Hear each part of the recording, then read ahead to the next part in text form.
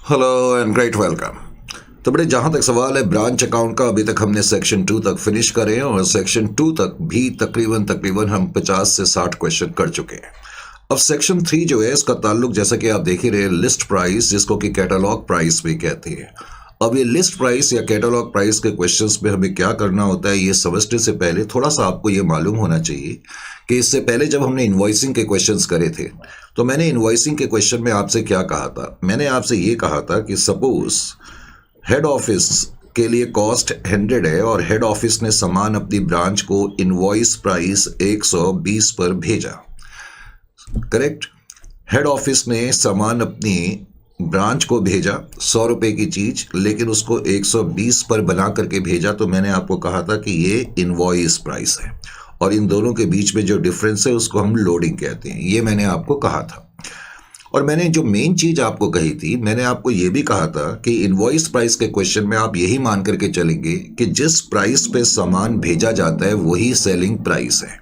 याद है आपको, मैंने कहा था ये सबसे मेन चीज है। इससे पहले हमने जितने भी क्वेश्चंस करे हैं उनमें इनवॉइस प्राइस और सेलिंग प्राइस सेम थी।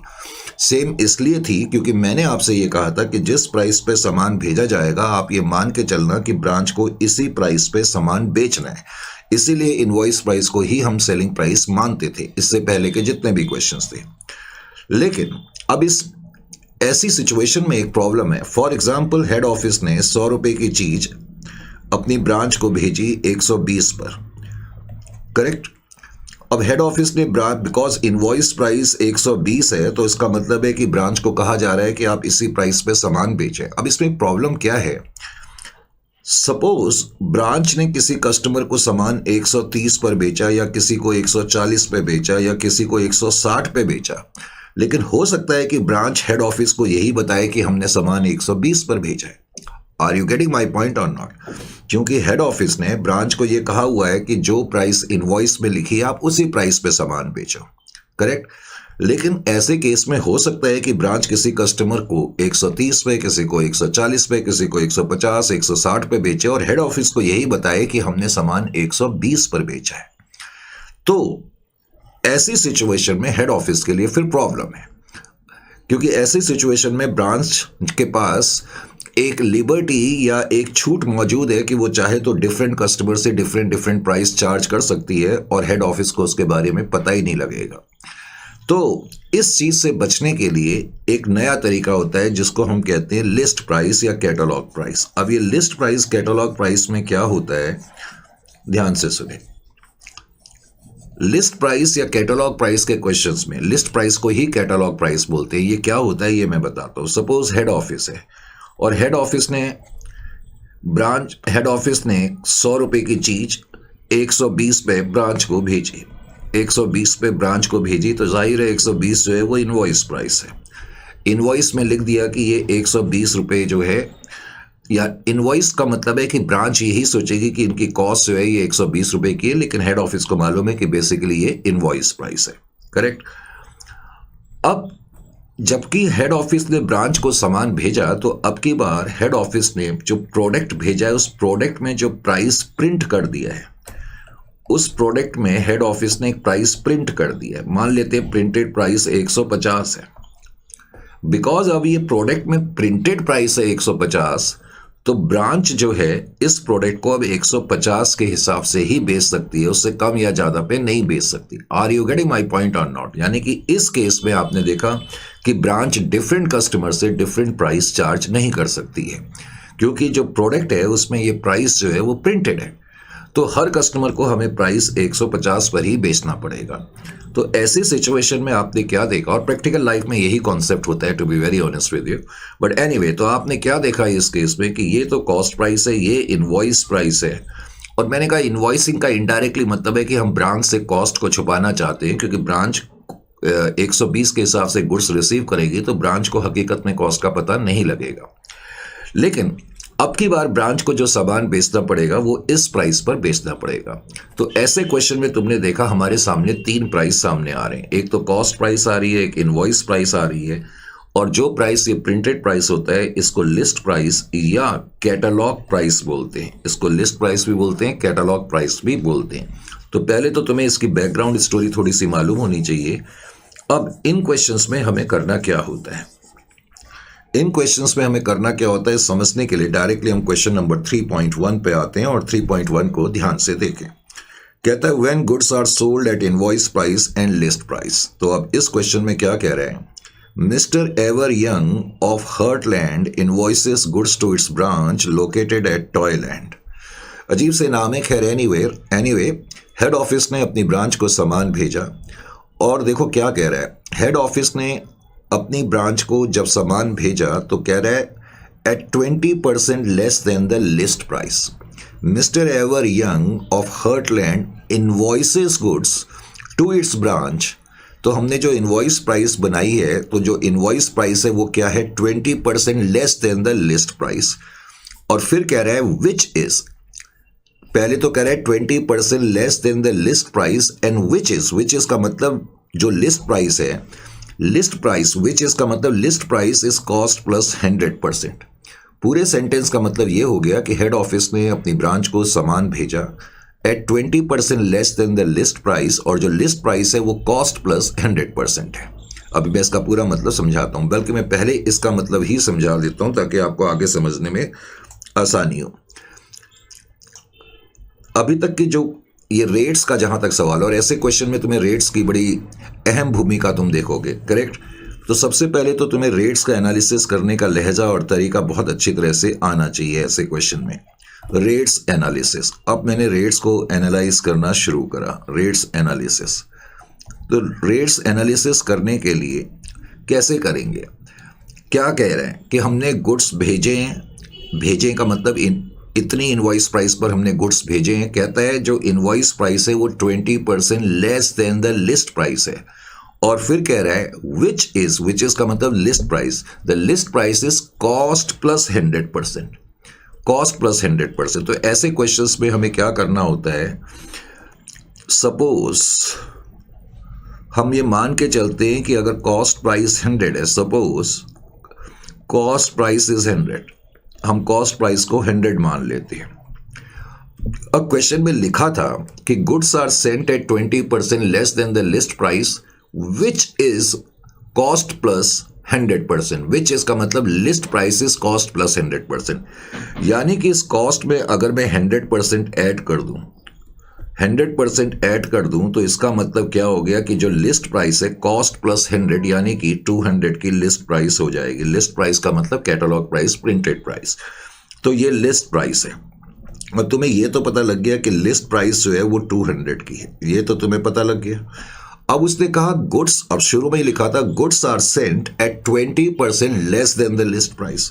तो अब मैं क्या करूंगा, लेस 20%, लिस्ट प्राइस जो है 200 है उसका मैं 20% कंप्यूट करूंगा तो मुझे पता लग जाएगा कि जो गुड्स भेजे जा रहे हैं वो 20% less than the list price यानी कि 160 रुपए के हिसाब से भेजे जा रहे हैं। ये है इनवॉइस प्राइस, ये है invoice price. Is it clear to you? यानी कि तुमने ऐसे क्वेश्चंस में क्या देखा, हमारे सामने 3 रेट्स आ गए। अब इन तीनों रेट्स का भी इंपॉर्टेंस आपको समझ में आ जाना चाहिए। इन तीनों रेट्स का इंपॉर्टेंस क्या है देखें यहां पर। अब आपको पता लग गया कि कॉस्ट प्राइस जो है कितनी है, आपको ये भी पता लग गया कि इनवॉइस प्राइस कितनी है। इन क्वेश्चंस में आपको रेट्स को एनालाइज करने का आर्ट बहुत अच्छी तरह से आना चाहिए। अगर आपको ये आ जाएगा तो ऐसे क्वेश्चन जो कि बहुत कॉम्प्लिकेटेड बच्चों को लगते हैं आपको बेहद आसान लगने शुरू हो जाएंगे। और ये है आपकी लिस्ट प्राइस, 3 प्राइस है हमारे सामने। अब हमने देख लिया कि कॉस्ट प्राइस 100 है, इनवॉइस प्राइस 160 है जो मैंने अभी लिखी थी, और लिस्ट प्राइस मैंने बताया था कि 200 की है। अब 3 चीजें हमारे सामने हैं। नॉर्मली हम क्या करते हैं, कॉस्ट प्राइस और इनवॉइस प्राइस को ही देखते हैं क्योंकि इससे पहले के क्वेश्चन में यही चीजें हमारे सामने थी। तो कॉस्ट प्राइस और इनवॉइस प्राइस के दरमियान पहले तो देखो कि फासला कितने का है। इन दोनों के बीच में तुमने नोट करा कि जो गैप है या फासला है वो 40 है, सॉरी 60 का है, एक्सट्रीमली सॉरी, 100 और 160 के बीच में फासला 60 का है। तो नॉर्मली मैं आपसे ये कहता था इन दोनों के बीच में जो फासला है इसका मतलब वो लोडिंग है, यानी कि लोडिंग 60। और मैंने आपको कई बार कहा हुआ है कि लोडिंग या मार्जिन लिखने के बाद हम डिनोमिनेटर में इनवॉइस प्राइस लिख रहे थे। इससे पहले के जितने भी क्वेश्चन हमने करे थे वही चीज़ मैंने यहाँ पर करी। इन दोनों के बीच में मार्जिन 60 का है, 60 को मैंने न्यूमरेटर में लिखा, डिनोमिनेटर में मैंने 160 लिखा। तो अब मैं पहले इसको छोटा कर लेता हूं, ये आ जाएगा 3/8, 3/8। अब डिनोमिनेटर में क्या है, इनवॉइस प्राइस है।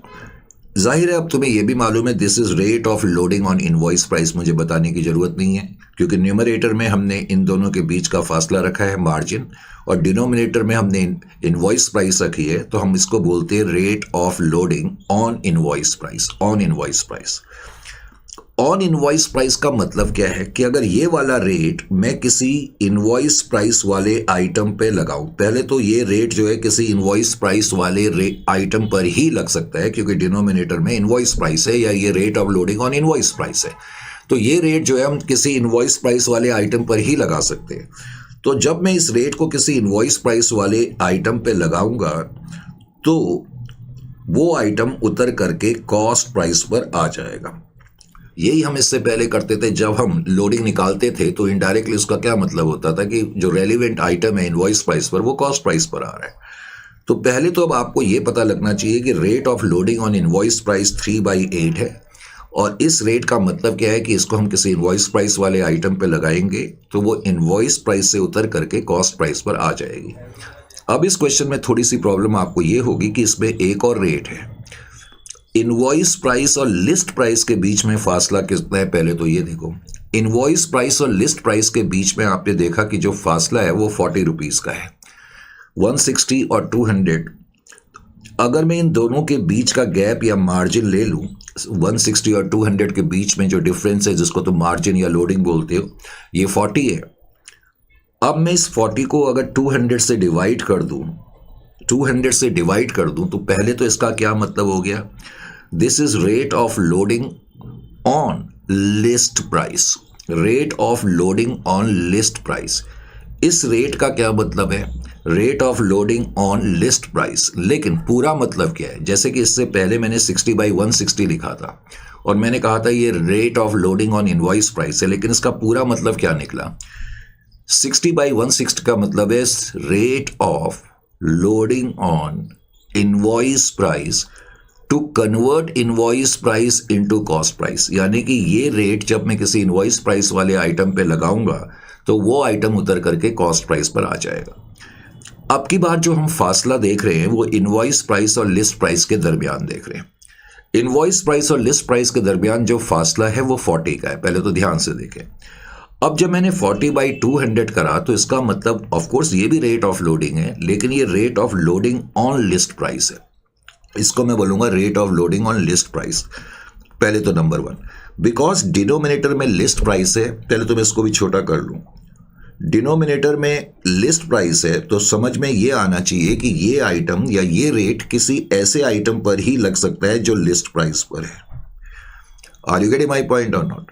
ये रेट किस पर है, लिस्ट प्राइस पर है, डिनोमिनेटर में लिस्ट प्राइस है। तो ये वाला जो रेट है 1/5, ये तुम ऐसे आइटम पर ही लगा सकते हो जो लिस्ट प्राइस पर होगा, नंबर 1। जब तुम इस रेट को अप्लाई करोगे तो क्या होगा, वो आइटम उतर करके इनवॉइस प्राइस पर आ जाएगा, क्योंकि हमने जो ये डिफरेंस लिया है ये लिस्ट प्राइस और इनवॉइस प्राइस का लिया है। समझ में आ गया? Is it clear to you और नॉट? तो अगर मुझे लिस्ट प्राइस को इनवॉइस प्राइस पे लाना होगा तो मैं ये वाला रेट लगाऊंगा, otherwise most of the time मुझे यही वाले रेट की जरूरत पड़ेगी 3/8 की, जैसे कि हम नॉर्मली अभी पिछले क्वेश्चंस में कर रहे थे। करेक्ट? क्योंकि आइटम तुम्हें अधिकतर इनवॉइस प्राइस पर ही गिवन होंगे और इनवॉइस प्राइस को कॉस्ट में लाने के लिए मैं 3/8 का रेट अप्लाई करूंगा। अब ऐसे क्वेश्चंस में एक और रेट सामने आता है, सर एक और रेट, राइट, एक और रेट कौन सा सामने आएगा, देखें यहां पर। अब तुम देखोगे कि तुम्हारी कॉस्ट प्राइस, चलो मैं यहां से ऐसे कर देता हूं, कॉस्ट प्राइस 100 है और लिस्ट प्राइस जो है वो 200 है। समझ में आया? कॉस्ट प्राइस 100 है और लिस्ट प्राइस जो है वो 200 है, यानी कि तुम्हारे सामने एक और रेट आ गया। और वो रेट क्या है, पहले तो कॉस्ट प्राइस और लिस्ट प्राइस के दरमियान तुम फासला देखो, फासला कितना है, 100 है, क्योंकि कॉस्ट प्राइस 100 है, लिस्ट प्राइस जो है वो 200 की है। ठीक है, कॉस्ट प्राइस और लिस्ट प्राइस के बीच में मार्जिन या डिफरेंस या लोडिंग 100 की है। अब मैं इसको डिवाइडेड बाय 200 कर दूं तो ये भी रेट ऑफ लोडिंग है, और नो डाउट अबाउट डैट, इसको मैं और छोटा कर लेता हूँ 1/2, ये भी रेट ऑफ लोडिंग है, लेकिन ये भी rate of loading on list price है क्योंकि डिनोमिनेटर में लिस्ट प्राइस है। सर कंफ्यूज हो रहे हैं, ये भी आपने कहा कि rate of loading on list price है, बिल्कुल ठीक कह रहे हो, और ये भी rate of loading on list price है, लेकिन डिफरेंस क्या है? ये जो रेट है, जब मैं ये रेट किसी लिस्ट प्राइस वाले आइटम पे अप्लाई करूंगा तो वो आइटम इनवॉइस प्राइस पर आ जाएगा, जैसे मैंने यहां बताया है। लेकिन अगर ये रेट, बिकॉज डिनोमिनेटर में लिस्ट प्राइस है, तो ये रेट मैं किसी लिस्ट प्राइस वाले आइटम पर ही अप्लाई कर सकता हूं, नंबर 1। लेकिन जब मैं ये रेट किसी लिस्ट प्राइस वाले आइटम पे अप्लाई करूंगा तो वो आइटम उतर करके कॉस्ट प्राइस पर आ जाएगा, क्योंकि अब की बार जो ये मार्जिन है, ये कॉस्ट प्राइस और लिस्ट प्राइस के दरमियान फासला दिखा रहा है। Is it clear to you? यानी कि ऐसे क्वेश्चंस में वैसे तो 99% तुम्हें 3/8 की ही जरूरत पड़ेगी, यानी कि उसी रेट की जरूरत पड़ेगी जिसके हम नॉर्मली आदी हैं या जो अभी तक हम यूज कर रहे थे। लेकिन अगर कोई आइटम लिस्ट प्राइस पर होगा और उसको इनवॉइस प्राइस पर लाना होगा तो तब तुम्हें इस रेट की जरूरत पड़ेगी। लिस्ट प्राइस को इनवॉइस प्राइस में कन्वर्ट करने के लिए तुम्हें इस रेट की जरूरत पड़ेगी 1/5 की, और इत्तेफाकन अगर कोई आइटम लिस्ट प्राइस पर है और उसको कॉस्ट पे लाने की जरूरत पड़ गई तो तब मुझे 1/2 का रेट अप्लाई करना पड़ेगा। तो पहले तो ये रेट्स का कॉन्सेप्ट अच्छी तरह समझ में आना चाहिए। तो सबसे पहले इवन एनालिसिस में भी हमने सबसे पहले तो क्या करा, ये करा, करेक्ट। फिर मैंने आपको ये रेट्स बनाने सिखाए, दूसरी चीज। अब तीसरी चीज इस क्वेश्चन में क्या दी हुई है, पहले जरा उसको भी देख लें, फिर हम आगे बढ़ते हैं। आगे इसने, अभी तो मैंने पहली 2 लाइनों को ही एक्सप्लेन करा है। लीजिए जी, आगे क्या कहते हैं। आगे क्वेश्चन में कह रहे हैं, पहले तो उसने शुरू में यही कहा कि जो गुड्स भेजे जाते हैं वो 20% less than the list price पर भेजे जाते हैं, और लिस्ट प्राइस जो है वो कॉस्ट प्लस 100% है। फिर आगे कह रहे हैं with instructions to sell the goods to customer on cash at invoice price and on credit at list price. अब इस क्वेश्चन में एक लाइन और ऐड कर दी। इस क्वेश्चन में एक लाइन ऐड क्या कर दी कि हेड ऑफिस ने अपनी ब्रांच को कुछ इंस्ट्रक्शंस भेजी हुई है, कुछ इंस्ट्रक्शंस भेजी हुई है, और वो इंस्ट्रक्शंस कौन सी हैं? हेड ऑफिस ने अपनी ब्रांच को कुछ इंस्ट्रक्शंस दी हुई है। क्या इंस्ट्रक्शंस दी हुई है? कि जब भी आप कैश सेल्स करोगे, जब भी आप कैश सेल्स करोगे तो कैश सेल्स आपको इनवॉइस प्राइस पर करनी है। कैश सेल्स आपको इनवॉइस प्राइस पर करनी है। बात समझ में आ रही है? एक तो ये इंस्ट्रक्शन है। क्या क्रेडिट सेल भी इनवॉइस प्राइस पर करनी है? क्या ये लिखा है क्वेश्चन में? No sir. क्या लिखा है क्वेश्चन में? लिखा है कि जो क्रेडिट सेल्स हैं वो लिस्ट प्राइस पर करनी है। तो ये इस क्वेश्चन में कि जो क्रेडिट सेल्स हैं वो लिस्ट प्राइस पर है। Are you getting my point और नॉट? तो एक तो ये भी चीज है। अब आगे क्वेश्चन में तुम्हें क्या लिखा हुआ है? आगे कहता है from the following details prepare, of course फिर वही normal account, branch stock account, branch adjustment account, debtors account and branch profit and loss account. तो ये चीजें तुम्हें बनानी है। अब तुम्हें क्वेश्चन में सबसे पहले तो क्या दिया हुआ है? स्टॉक इन द बिगनिंग दिया है। अब इसके आगे कुछ नहीं लिखा है। सर इसको कौन सी प्राइस पे लेंगे? मैंने कई बार आपसे कहा है, जब रेट्स पर बेस्ड क्वेश्चन होंगे, यानी कि इनवॉइसिंग के जब क्वेश्चंस होंगे, मैंने आपसे कई बार कहा है कि गुड्स से रिलेटेड जो आइटम होंगे, अगर उनके आगे पीछे कुछ नहीं लिखा होगा तो आप हमेशा उनको इनवॉइस प्राइस पर मान के चलेंगे। इसका मतलब ये इनवॉइस प्राइस पर गिवन है, नंबर 1। फिर डेटर्स इन द बिगनिंग दिया। अच्छा, ये इनवॉइस प्राइस पर गिवन है तो इसको उसी तरीके से करेंगे जैसे हम करते चले आए थे। ब्रांच स्टॉक अकाउंट में लिखेंगे, इसकी लोडिंग जो है ब्रांच एडजस्टमेंट में लिखेंगे। फिर डेटर्स इन द बिगनिंग दिए हुए हैं, डेटर्स इन द बिगनिंग को हम डेटर्स अकाउंट में लिख देंगे। कंप्यूटर इन द बिगनिंग लिखा है तो मैंने आपको एक बार शुरू में भी बताया था, खासतौर से जब मैंने स्टॉक एंड डेटर सिस्टम बताया था आपको, कि अगर इनकेस कोई फिक्स्ड एसेट है, करेक्ट, या कोई एसेट है तो आप उसका अलग से अकाउंट बना लेना। तो आप एक कंप्यूटर अकाउंट बना लेना, उसमें टू बैलेंस ब्रॉट डाउन लिखोगे। अब इस क्वेश्चन में लिखा है goods received from head office 1,80,000। मैंने तुम्हें अब ये बात तुम्हें कई बार बता चुका हूं। क्वेश्चन में उसने लिखा हुआ है कि अकाउंटिंग ईयर के खत्म होने तक जो गुड्स रिसीव्ड हुए हैं, गुड्स जो रिसीव हुए हैं 1,80,000 के गुड्स रिसीव हुए हैं, 1,80,000 के।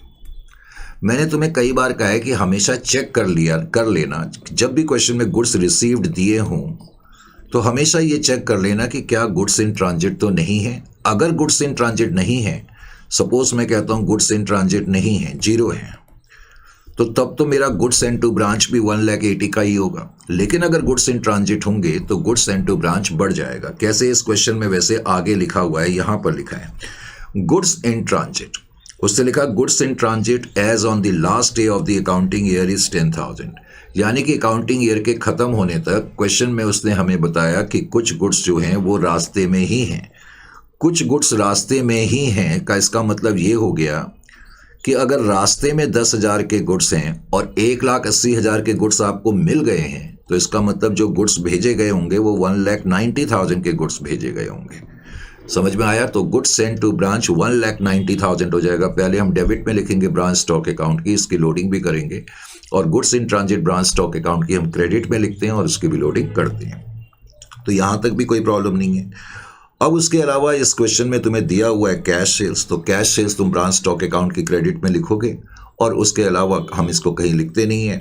फिर क्रेडिट सेल्स हैं। अब इस क्वेश्चन में जो क्रेडिट सेल्स हैं उसका तुम्हें ख्याल करना पड़ेगा। क्यों ख्याल करना पड़ेगा? क्योंकि क्वेश्चन में ये लिखा था कि जो क्रेडिट सेल्स है ना वो लिस्ट प्राइस पर है। इस क्वेश्चन में लिखा हुआ है कि ब्रांच को ये हिदायत है कि जब वो क्रेडिट में सामान बेचेगी तो लिस्ट प्राइस पर बेचेगी। तो यहां पर तुम्हें एक बड़ा इंपॉर्टेंट और बहुत ही ज्यादा एहतियात रखना होगा। करेक्ट? पहले तो क्रेडिट सेल हम जैसे लिखते हैं वैसे लिखेंगे। तो आपको मालूम है कि हम ब्रांच स्टॉक अकाउंट की क्रेडिट में क्रेडिट सेल्स लिखते हैं और उसके अलावा डेटर्स अकाउंट में भी क्रेडिट सेल्स लिखते हैं। लेकिन आपको यह भी मालूम होना चाहिए कि ब्रांच स्टॉक अकाउंट, मैंने कई बार आपसे कहा है कि वो इनवॉइस प्राइस पर बनता है। ब्रांच स्टॉक अकाउंट पूरा इनवॉइस प्राइस पर बनता है। जबकि मैं ब्रांच स्टॉक अकाउंट में जब क्रेडिट सेल्स लिखूंगा, यानी कि जब मैं ब्रांच स्टॉक अकाउंट बनाऊंगा और मैं उसमें क्रेडिट सेल्स क्रेडिट में लिखूंगा 1,20,000, तो प्रॉब्लम यह है कि ये तो लिस्ट प्राइस पर है। जबकि मैंने आपसे कहा कि ब्रांच स्टॉक अकाउंट तो इनवॉइस प्राइस पर बनता है। तो तुम्हें क्रेडिट सेल्स को क्या करना पड़ेगा? बिकॉज ये लिस्ट प्राइस पर हैं, तो क्रेडिट सेल्स को तुम्हें इनवॉइस प्राइस पर लाना पड़ेगा। अब इनवॉइस प्राइस पे लाने के लिए तुम्हें समझ में यहां पर एक बात आनी चाहिए कि इनवॉइस प्राइस पे लाने के लिए तुम्हें क्या करना पड़ेगा। अगर तुम कंफ्यूज हो जाओ तो पहले कुल ही सोचो कि तुम्हें करना क्या है। तुम्हें लिस्ट प्राइस को इनवॉइस प्राइस पे लाना है। इतना तो समझ में आ गया। अब तुम उन रेट्स को देखो जो मैंने आपके सामने बनाए थे। मैंने आपको बताया था कि पहले तो यहां लिस्ट प्राइस है, ये इनवॉइस प्राइस है। तो मैंने बताया था कि लिस्ट प्राइस को इनवॉइस प्राइस पे लाने के लिए मैंने यहां लिखा भी हुआ है, हम इस रेट का यूज करेंगे 1/5 का। यानी कि बाद में जब मैं आपको ये क्वेश्चन कराऊंगा तो मैं उसमें ये बोलूंगा कि ब्रांच स्टॉक अकाउंट की क्रेडिट साइड में मुझे क्रेडिट सेल्स लिखनी है, लेकिन बिकॉज क्रेडिट सेल इस क्वेश्चन में लिस्ट प्राइस पर हो रही है, जबकि ब्रांच स्टॉक अकाउंट मैंने आपको बता ही दिया है कि पूरा का पूरा इनवॉइस प्राइस पर बनता है। तो ये जो लिस्ट प्राइस है इसको इनवॉइस प्राइस पे लाने के लिए मुझे क्या करना पड़ेगा? मैं यहां पर ऑपोजिट साइड में एक टर्म लिखूंगा जिसको मैं बोलूंगा excess of list price over invoice price. Excess of list price over invoice price, यानी कि जो लिस्ट प्राइस है वो इनवॉइस प्राइस से जितनी भी ज्यादा है वो मैं अब यहां ऑपोजिट साइड में लिख दूंगा, और जो कि मुझे मालूम है 1/5 है। यानी कि मैं 1,20,000 का 1/5 निकालूंगा जो कि नियर अबाउट 24,000 आ जाएगा। तो जब मैंने 1,20,000 ऑपोजिट साइड में लिखा तो ये आइटम जो है लिस्ट प्राइस पर आ गया। Is it clear to you? तो ऐसे क्वेश्चन में, लिस्ट प्राइस के क्वेश्चन में एक तो पॉइंट ये है कि तुम्हें इस चीज का बहुत ख्याल करना पड़ेगा। ठीक है, नंबर 1 गुड्स इन ट्रांजिट मैं तुम्हें बता ही चुका हूं। अब इस क्वेश्चन में एक और चीज दे दी कि cash sent for expenses. Head office ने ब्रांच को कैश भेजा है 32,000 का, लेकिन भेजने से कुछ इंपॉर्टेंस नहीं है। इंपॉर्टेंस ये है कि एक्चुअली में कितना खर्चा हुआ। तो उसके ठीक नीचे लिखा हुआ है, देखो कैश तो 32,000 का भेजा, तुम चाहो तो एक कैश अकाउंट बना सकते हो और कैश अकाउंट की डेबिट साइड में तुम एक एक्सपेंसेस अकाउंट बना सकते हो और एक्सपेंसेस अकाउंट की डेबिट साइड में तुम लिख सकते हो टू कैश की हेड ऑफिस ने 32,000 का कैश भेजा, और वो कह रहा है एक्चुअली में कैश 30,000, एक्चुअली में जो खर्चे हुए वो 30,000 के हुए, जो एक्चुअल खर्चे हुए वो पीएनएल में चले जाएंगे 30,000 और फिर इसमें बैलेंस बच जाएगा 2,000 रुपए का। या तुम अकाउंट नहीं बनाना चाहते तो डायरेक्टली पीएनएल अकाउंट में 30,000 लिख सकते हो। Is it clear to you? अच्छा जी, उसके बाद फिर तुम्हें स्टॉक एट दी एंड दिया हुआ है, स्टॉक एट दी एंड दिया है, उसमें कोई प्रॉब्लम नहीं है। अब इस क्वेश्चन में बैड डेट्स रिटर्न ऑफ दिया है, इसमें भी कोई प्रॉब्लम नहीं है। अब इस क्वेश्चन में सबसे बड़ी प्रॉब्लम है goods return directly by customer to the head office, क्योंकि इससे पहले तुमने ये ट्रांजैक्शन कभी नहीं करी है। क्या लिखा है? Goods return directly by customer to the head office. तो मैं इसको भी पहले बता ही दूं, उसके बाद फिर हम आगे की चर्चा करेंगे, तब मैं क्वेश्चन सॉल्व करूंगा। देखिए जी, गुड्स रिटर्न, इससे पहले भी आपने कई बार ये देखा है गुड्स रिटर्न बाय कस्टमर, लेकिन यहां क्या लिखा हुआ है? Goods return directly by the customer to the head office. समझने की कोशिश करें। ये जो केस है गुड्स रिटर्न, यहां गुड्स रिटर्न करे गए हैं बाय कस्टमर्स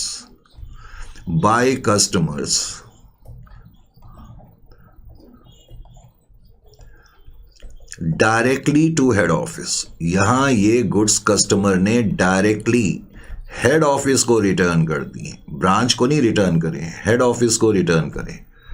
तो कभी कभी तुम्हें क्वेश्चन में ऐसे दिया होगा कि goods return by customers directly to head office, तो ऐसी सिचुएशन में हम क्या करेंगे? अब यहां थोड़ा सा प्रॉब्लमेटिक है, क्योंकि इससे पहले आपने इस तरह की ट्रांजैक्शंस नहीं करी हैं। इससे पहले जो आपने करा है वो क्या करा है? इससे पहले तो आपने केवल ये करा है कि गुड्स रिटर्न बाय कस्टमर, और गुड्स रिटर्न बाय कस्टमर का मतलब ही होता है कि कस्टमर ने ब्रांच को गुड्स भेजे। इसका मतलब यही होता है कि जो कस्टमर है उन्होंने गुड्स ब्रांच को भेजे, क्योंकि ब्रांच ने कस्टमर को गुड्स बेचे होते हैं। तो हम ये मान के चलते हैं कि जो कस्टमर ने गुड्स रिटर्न करें वो ब्रांच को करें, और ऐसे क्वेश्चन में हम इसको सेल्स रिटर्न मानते हैं। और आपको मालूम है कि हम सेल्स रिटर्न को कहाँ कहाँ लिख रहे थे? एक तो हम डेटर्स अकाउंट में लिखते थे, और उसके अलावा ब्रांच स्टॉक अकाउंट में लिखते थे, यानी कि क्रेडिट सेल्स के ऑपोजिट में हम इसको लिखते थे।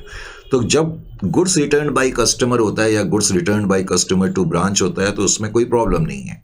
लेकिन इस केस में प्रॉब्लम क्या है कि goods return by customer directly to head office, यानी कि कस्टमर ने जो सामान वापस करा है वो ब्रांच को ना दे करके डायरेक्टली हेड ऑफिस को वापस कर दिया। अब इसको समझने के लिए आपको क्या करना होगा, जस्ट वेट। अब मैंने आपको शुरुआत में भी बताया था कि पूरे ब्रांच अकाउंट में 3 पार्टीज इन्वॉल्व होती हैं, एक हेड ऑफिस, ऑफ कोर्स दूसरी ब्रांच ऑफिस, और तीसरी जो होती है कस्टमर। अब तुम्हें यह भी मालूम है कि सामान तो ब्रांच ने कस्टमर को भेजा था, ब्रांच ने कस्टमर को सामान बेचा था, और ऑफ कोर्स ये क्रेडिट कस्टमर है, क्योंकि तभी रिटर्न कर सकते हैं, क्रेडिट कस्टमर ही गुड्स रिटर्न कर सकते हैं ना। तो अब कस्टमर ने क्या करा?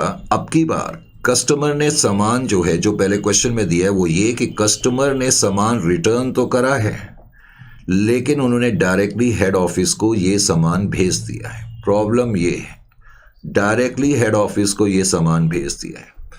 तो जब भी तुम्हें क्वेश्चन में इस तरह की लाइन गिवन हो कि कस्टमर ने डायरेक्टली सामान हेड ऑफिस को भेज दिया है, अब इसको ट्रीट करने के लिए तुम क्या करोगे? तो तुमने क्या करना होगा, यहां देखें, जब भी ऐसी ट्रांजैक्शन होगी तुम्हें इस ट्रांजैक्शन को ब्रेक करना पड़ेगा। ब्रेक करना पड़ेगा का क्या मतलब है?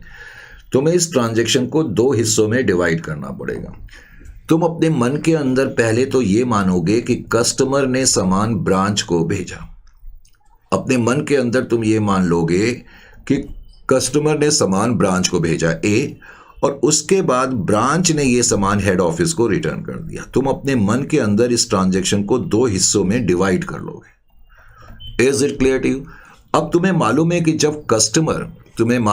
जब कस्टमर ब्रांच को सामान वापस करते हैं तो उसको हम क्या बोलते हैं? Sales return. यानी कि इस पार्ट को, पार्ट ए को तो तुम सेल्स रिटर्न के रूप में लेके चलोगे, और सेल्स रिटर्न के रूप में लेके चलोगे का मतलब है कि एक बार तो तुम इसको डेटर्स अकाउंट में क्रेडिट में लिखोगे, और ब्रांच स्टॉक अकाउंट में तुम लिखोगे जैसे हम लिखते हैं सेल्स रिटर्न। यही करते हैं, और तो कुछ नहीं करते। यानी कि जब भी तुम्हें क्वेश्चन में ऐसे लिखा हो कि कस्टमर ने सामान डायरेक्टली हेड ऑफिस को वापस कर दिए हैं, तो उसको तुम 2 हिस्सों में डिवाइड कर लोगे। एक हिस्सा तुम मन में मान लोगे कि कस्टमर ने सामान पहले ब्रांच को वापस करा, और दूसरा हिस्सा कि फिर ब्रांच ने ये सामान हेड ऑफिस को वापस करा। तो जो पहला हिस्सा है कि कस्टमर ने सामान ब्रांच को वापस करा, उसको हम सेल्स रिटर्न के रूप में ट्रीट करते हैं और सेल्स रिटर्न का आपको मालूम ही है ट्रीटमेंट। अब दूसरा पॉइंट यहां पर क्या है कि ब्रांच ने ये सामान हेड ऑफिस को वापस करा। मैंने कहा अब ये मानना पड़ेगा। तो जब ब्रांच हेड ऑफिस को सामान वापस करती है तो उसको हम बोलते हैं goods send to branch returns, goods send to branch return. यानी कि अब जब तुम पार्ट बी को सॉल्व करोगे, is it clear to you, तो अब तुम्हें मानना पड़ेगा जैसे ये ब्रांच जो है सामान हेड ऑफिस को वापस कर रही है तो इसको हम goods send to branch returns के रूप में लेके चलेंगे। और आपको मालूम है goods send to branch return का ट्रीटमेंट आप क्या करते हैं, पहले तो आप ब्रांच स्टॉक अकाउंट की क्रेडिट में लिखते हैं और उसके बाद आप इसकी लोडिंग भी लिखते हैं, यही करते हैं। तो सिंपल सी चीज है। तो जब भी क्वेश्चन में कभी ऐसे लिखा होगा तो उस केस में आप ट्रांजैक्शन को ब्रेक कर लेंगे और एक हिस्सा सेल्स रिटर्न के रूप में ट्रीट करेंगे और एक हिस्सा goods send to branch returns के रूप में ट्रीट करेंगे। Is it clear to you? मैंने कहा थोड़ा लॉन्ग क्वेश्चन, इसमें डिस्कशन काफ़ी होता है तो इसलिए मैंने तुम्हें सारी चीज़ें पहले ही बता दी। उसके बाद क्या है क्वेश्चन में, उसके बाद फिर उसने लास्ट में ये भी दिया हुआ है कि डेटर्स एट द एंड। अब वो कह रहा है डेटर्स एट द एंड 8100 के हैं और डेप्रिसिएशन ऑन कंप्यूटर 20% का है। तो कंप्यूटर पे मुझे डेप्रिसिएशन भी लगाना है। तो पूरा क्वेश्चन तो मैंने अब आपके सामने रीड कर दिया, सब कुछ मैंने आपके सामने सॉल्व भी करके रखा हुआ है और ये जो अभी मैं बता रहा था ये मैंने यहाँ पर भी करा है, लेकिन फिर भी मैं क्वेश्चन को आपके लिए फुल फ्लेड सॉल्व कर रहा हूँ। तो क्वेश्चन को सॉल्व करने के लिए let's have a look over here.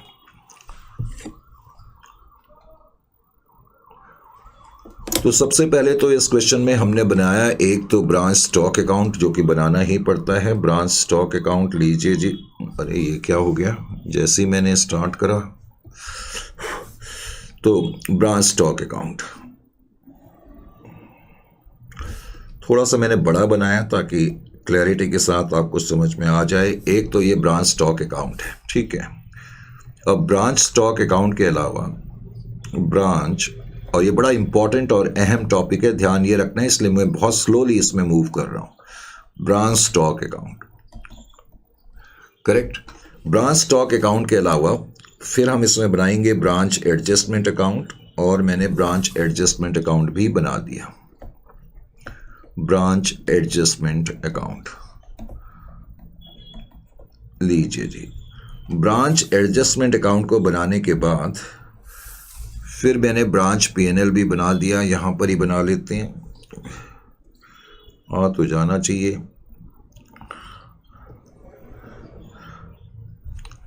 तो ब्रांच पीएनएल अकाउंट, ये मैंने ब्रांच पीएनएल भी बना दिया, ठीक है। ब्रांच पीएनएल के अलावा फिर मैंने ब्रांच डेटर्स अकाउंट भी बनाया, ब्रांच डेटर्स। और जैसा कि मैंने आपको कहा था, इस क्वेश्चन में तुम्हें ऐसा नहीं है कि कंप्यूटर अकाउंट बनाना ही बनाना है भाई। तुम डायरेक्टली कंप्यूटर पे जो डेप्रिसिएशन है वो पीएनएल में लिख सकते हो, लेकिन बना करके दिखाना है तो आप एक कंप्यूटर अकाउंट बनाओगे। Is it clear to you? लीजिए जी। अब इस क्वेश्चन को हमने सॉल्व करा। रेट्स के बारे में आपकी अच्छी जानकारी होनी चाहिए। क्वेश्चन में तकरीबन आपको करा ही चुका हूं, लेकिन फिर भी अब आप अपने नोट्स में देखते रहिए। पहला आइटम जो है वो ब्रांच स्टॉक है। मैंने बताया था कि अगर गुड्स से रिलेटेड कोई चीज़ है, opening stock, closing stock, goods send to branch, goods transferred, goods in transit, अगर उसके आगे पीछे कुछ नहीं लिखा होता है तो हमेशा उसको इनवॉइस प्राइस में मान करके चलते हैं। तो इसका मतलब जो ओपनिंग स्टॉक तुम्हें दिया हुआ है, हम इसको क्या मान के चलेंगे कि ये इनवॉइस प्राइस पर गिवन है। और देख रहे हो कि ओपनिंग स्टॉक जो है वो 18,000 का है, तो पहले तो आपने 18,000 की फिगर यहाँ पर लिख दी जैसे आप नॉर्मली लिखते थे।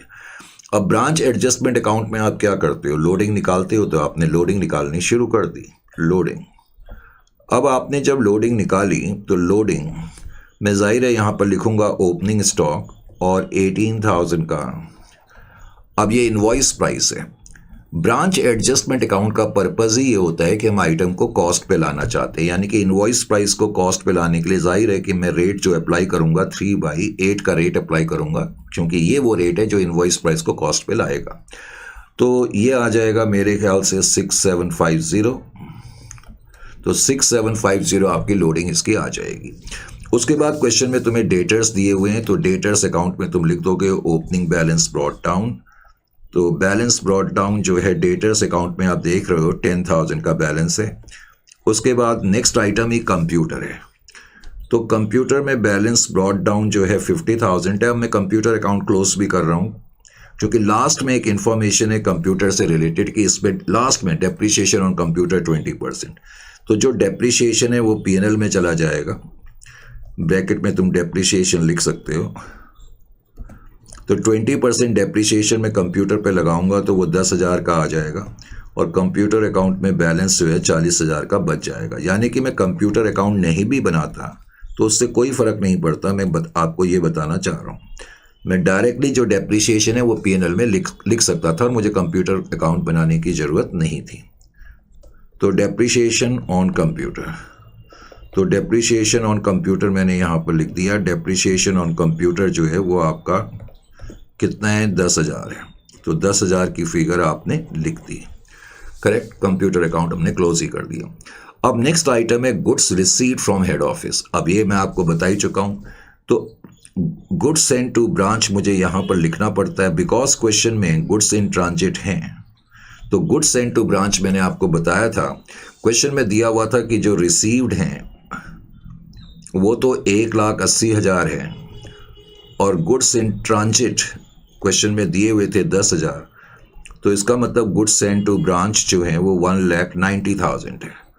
तो 1,90,000 पहले तो मैं यहाँ पर लिखूंगा। नंबर 1, आराम से मैं पहले इसकी लोडिंग करूंगा, loading on goods send to branch account. अब आप जब इसकी लोडिंग करेंगे तो 1,90,000 ये इनवॉइस प्राइस है, तो इस पे इनवॉइस प्राइस का रेट अप्लाई होगा 3/8, और ये आ जाएगा 71,250। ये तो गुड्स सेंड टू ब्रांच का काम हो गया। अब जो गुड्स इन ट्रांजिट है आपको मालूम है वो ऑपोजिट साइड में भी लिखना पड़ता है, तो गुड्स इन ट्रांजिट आपने ऑपोजिट साइड में भी लिखा, goods in transit 10,000। Actually ultimately तो हम यही दिखाना चाहते हैं कि गुड्स कितने रिसीव हुए, लेकिन दिखाने का तरीका ये है, हम डायरेक्टली गुड्स रिसीव नहीं लिख सकते। अब जो गुड्स इन ट्रांजिट है उसकी भी लोडिंग करी जाएगी, तो लोडिंग करी जाएगी, तो उसकी लोडिंग हमने यहाँ पर लिखी, लोडिंग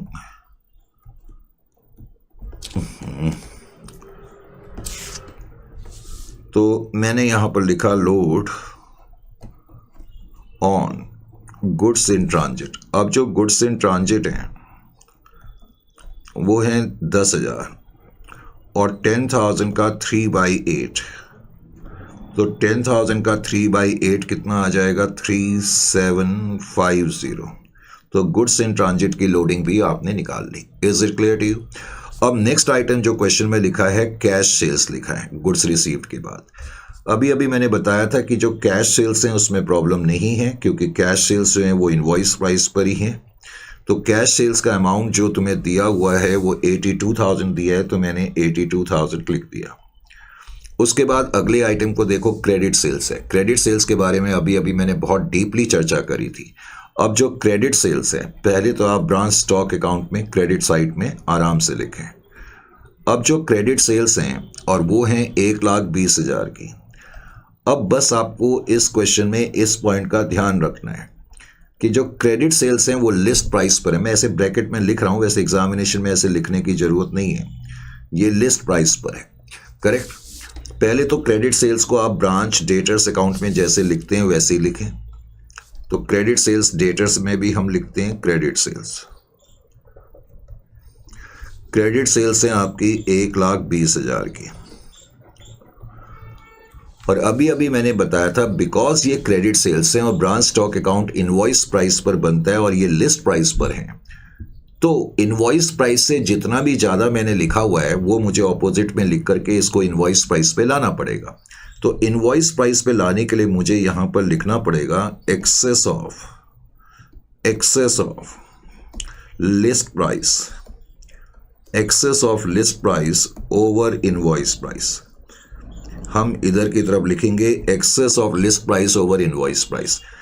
तो एक्सेस ऑफ लिस्ट प्राइस यानी कि लिस्ट प्राइस इनवॉइस प्राइस से कितनी ज़्यादा है, यानी कि जो 1,20,000 है तो जितना भी लिस्ट प्राइस, जितना भी इनवॉइस प्राइस से ज़्यादा अमाउंट हमने लिखा हुआ है उसको मैं अब ऑपोजिट में लिखूंगा। तो वो पता करने के लिए मुझे क्या करना पड़ेगा, जो रेट मैंने आपको बताया था लिस्ट प्राइस को इनवॉइस प्राइस में कन्वर्ट करने के लिए 1/5 का रेट मैंने अप्लाई करा, क्योंकि वो रेट हमने कंप्यूट करा था। अब 24,000 ये आ जाएगा। तो इससे आपको ये पता लग गया कि ये जो क्रेडिट सेल्स हैं दरअसल इनकी इनवॉइस प्राइस 120 माइनस 24 यानी कि 96,000 की है। बात समझ में आ गई। तो ये जो पॉइंट है कुछ मायने में बड़ा इंपॉर्टेंट है। तो इस पॉइंट का आपको ध्यान रखना पड़ेगा कि जो ये क्रेडिट सेल्स हैं इनको तुम्हें इनवॉइस प्राइस पे लाना भूलना नहीं है। ये सबसे इंपॉर्टेंट पॉइंट है इस पर्टिकुलर क्वेश्चन में, नंबर 1। अब ध्यान ये भी रखना, हुआ क्या, तो ब्रांच को तो ये कहा ही गया था कि आप लिस्ट प्राइस पे सामान बेचो, तो ब्रांच ने तो लिस्ट प्राइस पे सामान बेचा। ब्रांच ने क्या गलती करी? अब आपने तो, ब्रांच ने बड़ी मेहनत करी, 1,20,000 पे सामान बेचा, आपने तो ब्रांच के द्वारा की गई सेल्स को कम कर दिया। आपने तो कम कर दिया ना उनकी सेल को, तो ये तो ब्रांच के साथ ज्यादती हो जाएगी।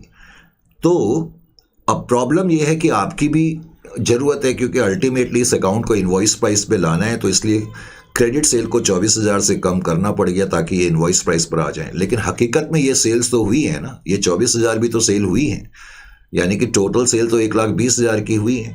तो ध्यान ये रखना है कि एक बार क्रेडिट सेल के अंदर लिस्ट प्राइस का पोर्शन जितना भी ज़्यादा है इनवॉइस प्राइस से, यानी कि 24,000, एक बार तो आपने यहाँ लिखना है। और यहाँ लिखने की वजह है कि हम इसको इनवॉइस पे लाना चाहते हैं, लेकिन अल्टीमेटली ये एक्सेस तो है ही, तो इसको बाद में तुम्हें ब्रांच एडजस्टमेंट अकाउंट में भी लिखना पड़ता है।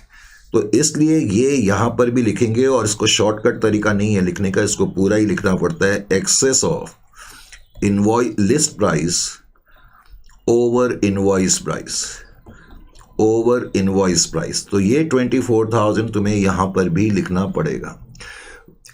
समझ में आया?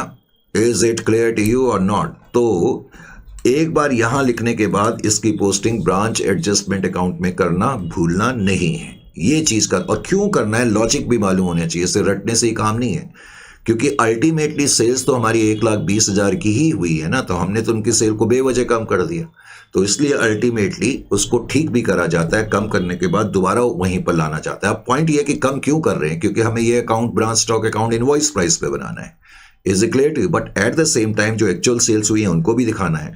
तो इसलिए हम एक बार कम करने के बाद उसको दोबारा से उसी वैल्यू पे लाने के लिए ब्रांच एडजस्टमेंट अकाउंट में क्रेडिट में लिख देते हैं। Is it clear to you? तो इंटरेस्टिंग क्वेश्चन है, एक बार टफ लगता है, लेकिन कॉन्सेप्ट समझ में आ जाए तो फिर आपको मुश्किल भी नहीं लगेगा। ध्यान में ये भी रखना है, बहुत से बच्चों को लगता है बड़ा टफ है, वो ये है कि इसमें टाइम इसलिए लग रहा है क्योंकि मुझे आपको समझानी भी है चीजें। अच्छा जी, नेक्स्ट आइटम आप देखेंगे। नेक्स्ट में कहता है कि हमने देखो, उसके बाद अगला आइटम क्रेडिट सेल का गुड्स इन ट्रांजिटर्स का ट्रीटमेंट हम कर ही चुके हैं। फिर कह रहा है कि हमने कैश भेजा 32,000 का। उससे मुझे मतलब नहीं है कितना कैश भेजा, मुझे तो ये मतलब है कि एक्चुअल एक्सपेंसेस कितने हुए हैं। तो एक्चुअल एक्सपेंसेस जो हुए हैं वो मैं डायरेक्टली क्या बोलते हैं यहां लिख देता हूं। तो एक्सपेंसेस 30,000,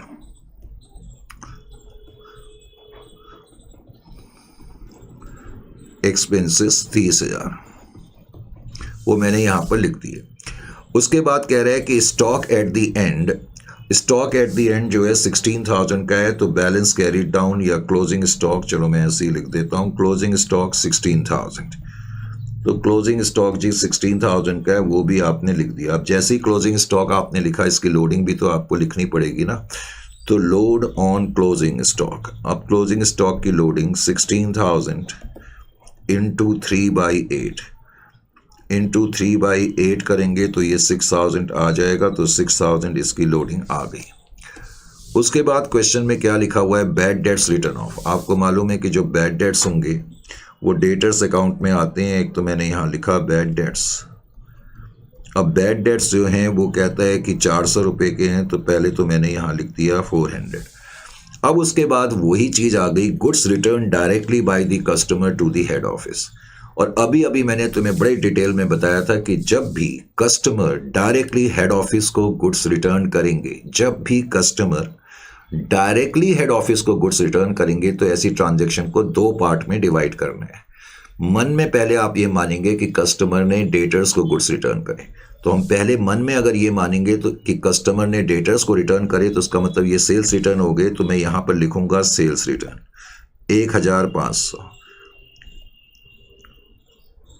एक बार मैं यहाँ लिखूंगा और आपको मालूम है कि सेल्स रिटर्न जो होते हैं वो यहाँ पर भी लिखे जाते हैं ब्रांच स्टॉक अकाउंट में, तो सेल्स रिटर्न। तो मैंने बताया था कि ट्रांजैक्शन को दो हिस्सों में आपने बांटना है। एक हिस्सा तो है कि सेल्स रिटर्न, उसकी आपने पोस्टिंग कर ली, तो अब मन में आप ये मानेंगे कि ब्रांच ने ये सामान हेड ऑफिस को वापस कर दिया, और जब ब्रांच हेड ऑफिस को सामान वापस करती है तो हम बोलते हैं goods sent to branch return. तो मैं यहाँ लिख दूंगा goods sent to branch return. बात समझ में आ गई? Goods sent to branch return 1500 के गुड्स अब ब्रांच ने हेड ऑफिस को वापस कर दिए। अब goods sent to branch returns की लोडिंग भी करी जाएगी। अब मैं जब इसकी लोडिंग करूंगा, यहां पर एक और ट्रिकी पॉइंट है। Goods sent to branch return, goods sent to branch return. अब जब मैं इसकी लोडिंग करूंगा 1500, तो यहां पर भी बहुत ज़्यादा आपको अलर्ट रहना है। वो क्यों रहना है? आपको मालूम है कि जो सामान हमने बेचा था, जो सामान हमने क्रेडिट पे, मैंने पहले कहा ना कि ये जो गुड्स कस्टमर ने रिटर्न करे हैं, कस्टमर को तो हमने सामान लिस्ट प्राइस पर बेचा होगा ना, क्योंकि क्रेडिट कस्टमर है। क्रेडिट कस्टमर ही तो सामान जो है वापस कर सकते हैं, यानी कि कस्टमर को जो सामान बेचा गया होगा वो क्रेडिट में बेचा गया होगा, और जो क्रेडिट सेल्स हैं वो तो लिस्ट प्राइस पर है। इसका मतलब है कि जो ये गुड्स रिटर्न हो रहे हैं ये लिस्ट प्राइस पर है। मैं यहाँ लिख रहा हूँ, ऐसे एग्जामिनेशन में लिखने की जरूरत नहीं है, मैं वैसे ही बताने के लिए, आपको समझाने के लिए लिख रहा हूँ लिस्ट प्राइस, यानी कि ये भी लिस्ट प्राइस पर है, ये इनवॉइस प्राइस पर नहीं है। ये बात आपकी समझ में आनी चाहिए। डेटर्स ने गुड्स ब्रांच को रिटर्न, डेटर्स ने गुड्स जब रिटर्न करे, अब की बात डायरेक्टली हेड ऑफिस को करे। मैं बार बार कह रहा हूँ इस ट्रांजेक्शन को दो हिस्सों में डिवाइड करना है। पहला हिस्सा तो ये है कि कस्टमर ने सामान ब्रांच को भेजा, सामान जो है ब्रांच को भेजा, यानी कि सेल्स रिटर्न के रूप में ट्रीट करेंगे। उसका ट्रीटमेंट हम जैसे करते हैं वैसे मैंने करा, एक बार डेटर्स अकाउंट में और एक बार ब्रांच स्टॉक अकाउंट में। उसके बाद मैंने कहा अब हम ये मानेंगे कि ये सामान ब्रांच ने हेड ऑफिस को रिटर्न कर दिया। अब जब ब्रांच हेड ऑफिस को सामान रिटर्न करती है तो goods sent to branch return हम लिखते हैं, तो मैंने लिखा, लेकिन आपको मालूम ये होना चाहिए कि ये लिस्ट प्राइस पर है, ये लिस्ट प्राइस पर है। इसकी जब मैं लोडिंग करूंगा 1500, जब मैं लोडिंग करूंगा तो अब आपको समझना होगा कि जो ब्रांच एडजस्टमेंट अकाउंट होता है उसका पर्पस होता है कि आइटम को कॉस्ट पे लाना, यानी कि अब लिस्ट प्राइस को कॉस्ट पे लाना है। आपको याद है मैंने आपको बताया था रेट में, जब मैंने रेट्स का एनालिसिस करा था तो मैंने आपको बताया था लिस्ट प्राइस को कॉस्ट में लाने के लिए आपको 1/2 का इस्तेमाल करना पड़ेगा। तो इसलिए लिस्ट प्राइस को कॉस्ट प्राइस में लाने के लिए मैं यहां पर 1/2 का इस्तेमाल करूंगा, 750। अब आपके दिमाग में एक पॉइंट और आ सकता है, हालांकि इस क्वेश्चन में वैसे ही बहुत सारे पॉइंट्स हैं। एक पॉइंट आपके दिमाग में ये आ सकता है, क्योंकि मैंने आपसे ये भी कहा था कि branch stock account invoice price पर बनता है, ये मैंने आपसे कहा था। अब मैंने आपसे ये भी कहा कि यहां जो क्रेडिट सेल है ये लिस्ट प्राइस पर है, तो लिस्ट प्राइस को इनवॉइस प्राइस पे लाने के लिए मैंने इसकी लोडिंग यहां पर भी लिखी। तो ये आइटम भी तो लिस्ट प्राइस पर है, ये आइटम भी लिस्ट प्राइस पर है, लेकिन मुझे इस आइटम को मैंने यहां पर इनवॉइस प्राइस पे लाने के लिए कुछ नहीं करा। आपके दिमाग में ये क्वेश्चन आ सकता है, goods sent to branch return ये भी तो आइटम लिस्ट प्राइस पर है ना, तो लॉजिकली मुझे इस आइटम को भी इनवॉइस प्राइस पे लाने के लिए ऐसा कुछ करना चाहिए, लेकिन मुझे इस आइटम को इनवॉइस प्राइस पे लाने की जरूरत नहीं है। क्यों नहीं है? उसका कारण क्या है? मैं लिख रहा हूं यहां पर, इसकी नो नीड टू, इस आइटम को no need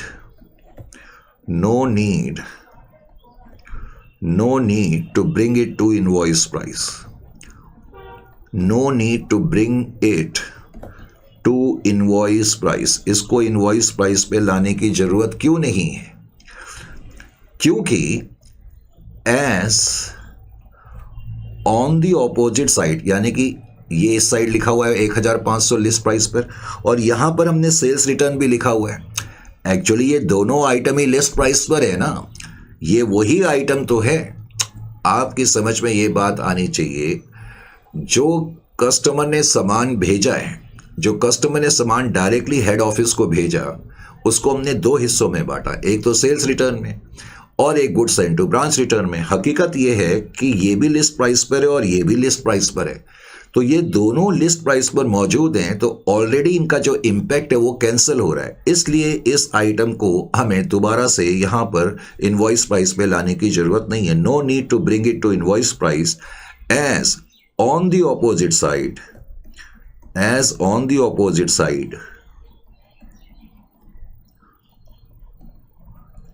sales return 1500 are also at list price,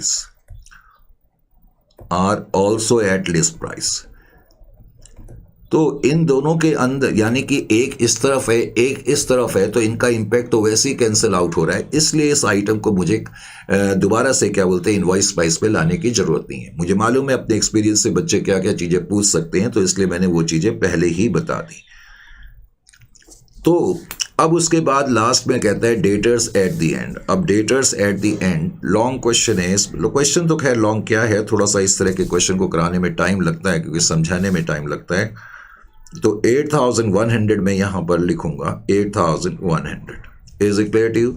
बाकी डेप्रिसिएशन मैं तुम्हें पहले ही बता चुका हूं। अब इस क्वेश्चन में तुम सबसे पहले तो ब्रांच स्टॉक अकाउंट को टैली करोगे। ब्रांच स्टॉक अकाउंट को टैली हमने करा। अब जब मैं टैली करूंगा तो टैली करके मेरे पास इस पर्टिकुलर क्वेश्चन में शॉर्टेज आ जाएगी। शॉर्टेज डेफिशिएंसी जो भी लिखना है तुमने, मैं यहां लिख ही लेता हूं। शॉर्टेज डेफिशिएंसी एक ही वर्ड है। अब शॉर्टेज जो है वो कितनी थी, 4000 की थी, तो 4000 तुमने यहां पर लिख दिया। Is it clear to you? Balancing figure. अब शॉर्टेज को लिखने के बाद अब हम इसकी लोडिंग लिखेंगे। तो लोड ऑन शॉर्टेज,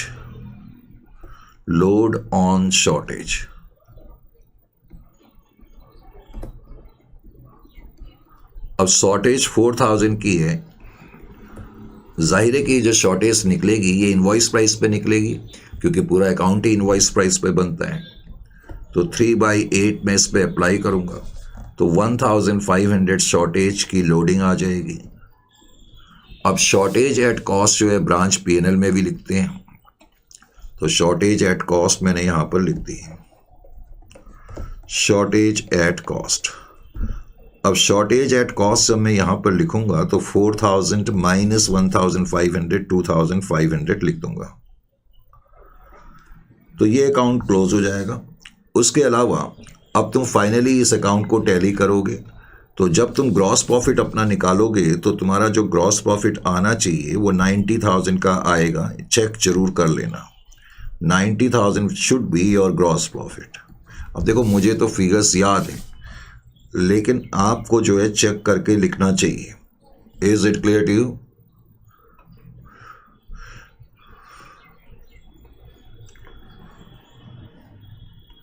तो 90,000 आपका ग्रॉस प्रॉफिट आ जाएगा। Is it clear to you? अब जो ग्रॉस प्रॉफिट है, जाहिर है कि ग्रॉस प्रॉफिट को मैं यहां पर लिखूंगा 90,000। अब ग्रॉस प्रॉफिट में से हम माइनस कर देंगे 42,500, 30, 10,000, 30, 40, 42,500, तो 47,100। ग्रॉस प्रॉफिट कितना आ रहा है?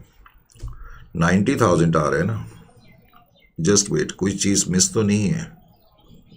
सारी चीजें लिख ली हैं क्या हमने? अच्छा, पीएनएल अकाउंट में हमने बैड डेट्स नहीं लिखा है। मैंने अभी देखा बैड डेट्स 400 हमने यहां लिखा था, लेकिन पीएनएल अकाउंट में नहीं लिखा है। बैड डेट्स 400 यहां पर भी लिखना है। तो 90,000 में से ये माइनस करेंगे हम, कितना माइनस करेंगे? 40,000, 42,500, 42,900 माइनस करेंगे, तो आपका जो नेट प्रॉफिट आ जाएगा that will be equal to 47,100। तो ये है नहीं इंटरेस्टिंग क्वेश्चन? लॉन्ग क्वेश्चन है। इस तरह के क्वेश्चंस में दो चीज़ों का आपको बहुत ख्याल करना है। एक तो रेट्स का एनालिसिस बहुत स्ट्रांग होना चाहिए, जनरली तुम्हें जब लिस्ट प्राइस या कैटलॉग, जिसको हम कैटलॉग प्राइस भी बोलते हैं, इसके जब क्वेश्चंस मिलते हैं तो उसमें जनरली आप देखेंगे कि कैश सेल्स तो इनवॉइस प्राइस पर हो रही हैं और क्रेडिट सेल्स जो है वो लिस्ट प्राइस पर हो रही हैं। तो एक तो क्रेडिट सेल को आपने इनवॉइस प्राइस पे लाना है, और लाने के लिए आप क्या करेंगे ये मुझे बताने की जरूरत नहीं, लेकिन लाने के बाद इसको दोबारा से ब्रांच स्टॉक अकाउंट में लिखना भूलना नहीं है, नंबर 1। करेक्ट। तो ये 2 पॉइंट का आपको बहुत ध्यान रखना है इस केस में। अभी हम कुछ और क्वेश्चन करेंगे तो आपको ये और ज़्यादा क्लियर होगा। क्वेश्चन नंबर 3.2 अब हम करते हैं। तो बेटा 3.1 को करने के बाद अब और इस तरीके का क्वेश्चन करते हैं ताकि आपको अच्छी तरह से समझ में आ जाए। क्वेश्चन वैसे सारा सॉल्व है, आप ना भी लिखें तो कोई चिंता की बात नहीं है, लेकिन 3.2 को देखें। अब 3.2 में पहले तो उसने क्या लिखा है, कहता है R777 Enterprise invoices goods to the branch located at a city Magnum 20% less than the list price।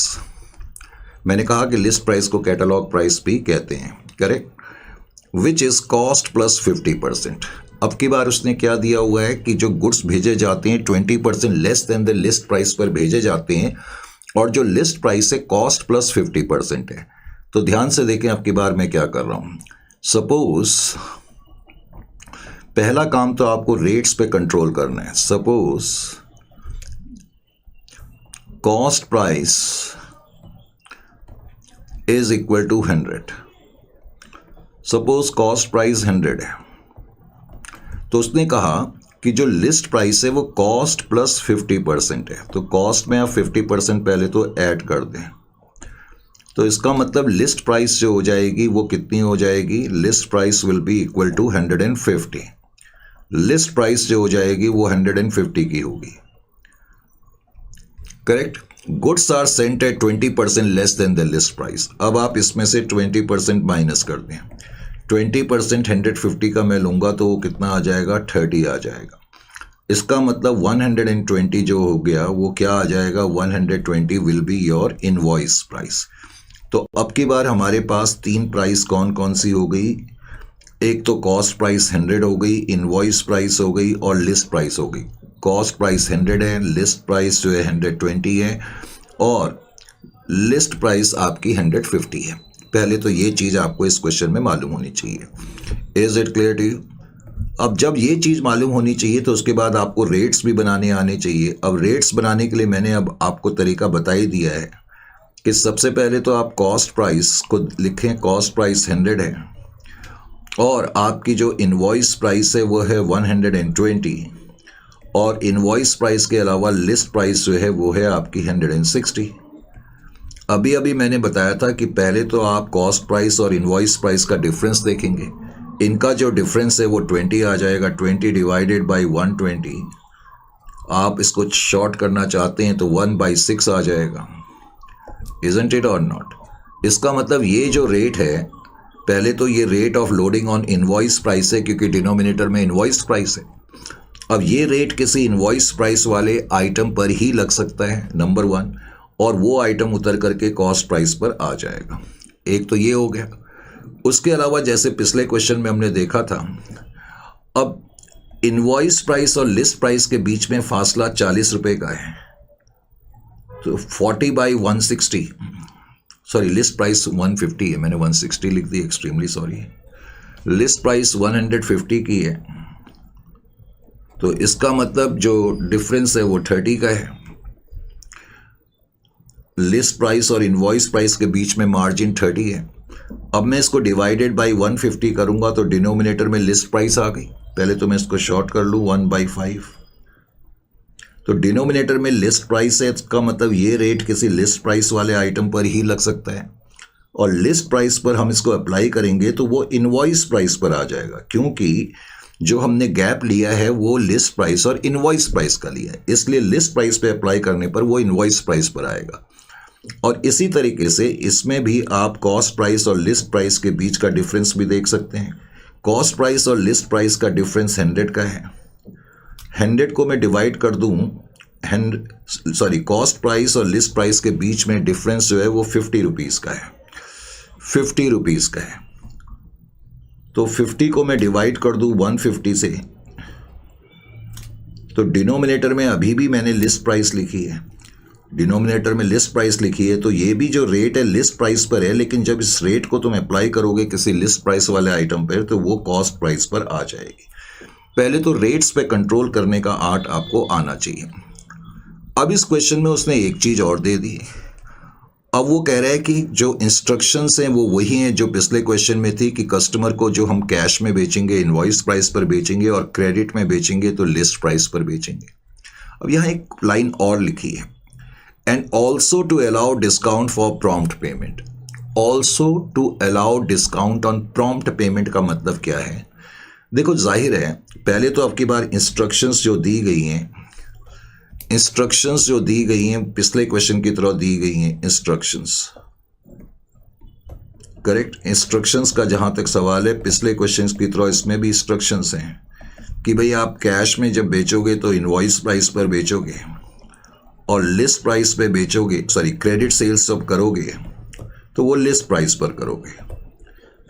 अब क्रेडिट सेल्स का मतलब ही ये है कि हम कस्टमर को क्रेडिट फैसिलिटी दे रहे हैं।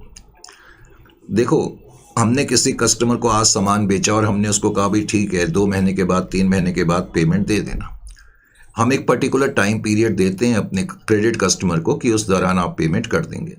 लेकिन अगर कोई कस्टमर अपनी ड्यू डेट से पहले पे कर दे तो हम उसको बोलते हैं प्रॉम्प्ट पेइंग डेटर। प्रॉम्प्ट का मतलब ही होता है जल्दी।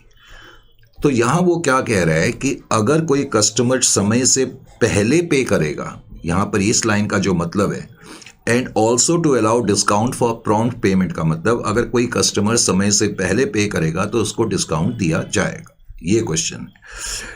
अब पिछले क्वेश्चन की तरह इस क्वेश्चन में भी उसने पहले तो हमें ये लिखा हुआ है कि स्टॉक इन द बिगनिंग 4,50,000 है, करेक्ट। अब यहाँ पर आप एक चीज़ ठीक कर लेना, इस क्वेश्चन में एक मिसप्रिंट तो नहीं है, एक लाइन लिखी ही नहीं है। ये ओपनिंग स्टॉक के नीचे ही अगला आइटम क्लोजिंग स्टॉक है, तो आप लिख लेना क्लोजिंग स्टॉक, वो प्रिंट नहीं है, आप लिख लें क्लोजिंग स्टॉक जो है वो 5,10,000 है। क्लोजिंग स्टॉक 5,10,000 है, वो प्रिंटेड नहीं है। तो ओपनिंग स्टॉक तो आपका कितना है 4,50,000 का है। तो ये आप ब्रांच स्टॉक अकाउंट में लिखेंगे, इसकी लोडिंग भी लिखेंगे, और क्लोजिंग स्टॉक है ब्रांच स्टॉक में लिखेंगे, इसकी लोडिंग भी लिखेंगे। डेटर्स बिगनिंग में दिए हैं तो डेटर्स अकाउंट में लिखेंगे। ब्रांच फर्नीचर दिया है, बिगनिंग में एक फर्नीचर अकाउंट आप बना लेना। कैश सेल्स आपको मालूम ही है स्टॉक अकाउंट की क्रेडिट में, और क्रेडिट सेल्स दी हुई हैं पहले ब्रांच स्टॉक अकाउंट में लिखेंगे, और इसका जो एक्सेस है, एक्सेस का मतलब इसको मुझे इनवॉइस प्राइस पे लाना पड़ेगा क्योंकि क्रेडिट सेल लिस्ट प्राइस पर होंगी, तो ये ध्यान रखना पड़ेगा।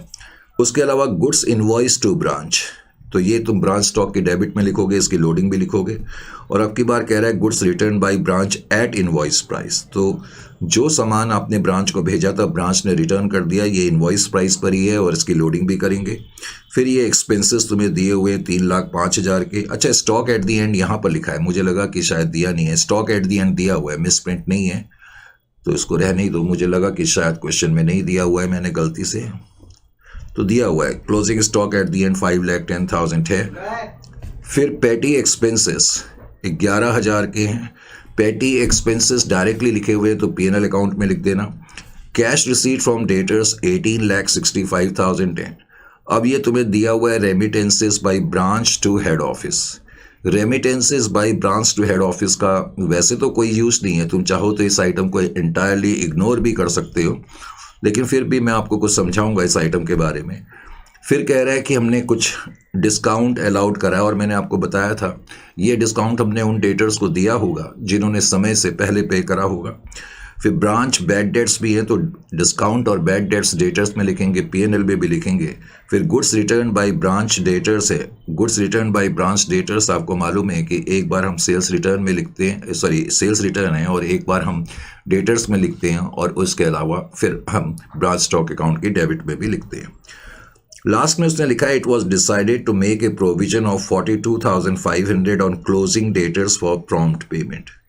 अब इस साल के एंड में कुछ डेटर्स बच जाएंगे, और जो क्लोजिंग डेटर्स होंगे हमें लग रहा ये होगा कि उसमें से कुछ डेटर्स समय से पहले पे कर देंगे, तो जो भी समय से पहले पे करेंगे उनके लिए मुझे उनको डिस्काउंट देना पड़ेगा।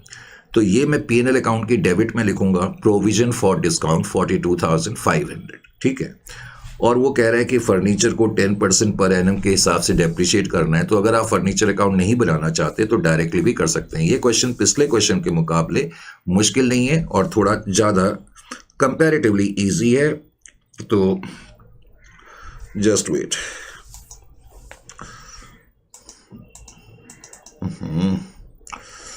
ये कभी कभी ना यहाँ पर ये बड़ी प्रॉब्लम हो जाती है। चलो जी, अब मैं पहले स्पेस अपने लिए क्रिएट कर लूँ। लीजिए जी, ये मैंने स्पेस क्रिएट कर ली। अब इस क्वेश्चन में भी मैंने बनाया, थोड़ी सी और स्पेस की ज़रूरत पड़ेगी। पहले मैंने यहाँ पर बना लूँ PNL।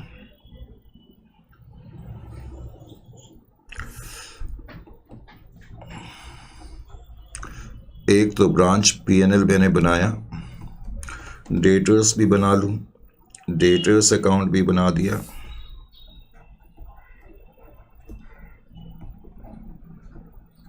ठीक है, और उसके अलावा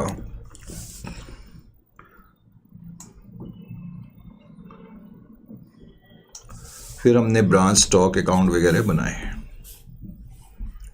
तो ब्रांच स्टॉक अकाउंट लीजिए जी, ये आपका ब्रांच स्टॉक अकाउंट भी बन गया और ब्रांच एडजस्टमेंट अकाउंट।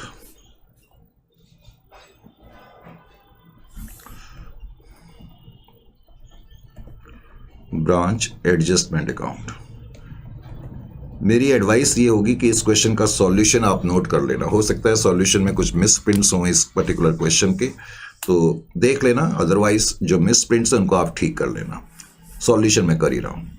सबसे पहला आइटम आपको स्टॉक इन द बिगनिंग दिया हुआ है। तो सबसे पहले ब्रांच स्टॉक अकाउंट की डेबिट साइड में हम लिखेंगे ओपनिंग स्टॉक।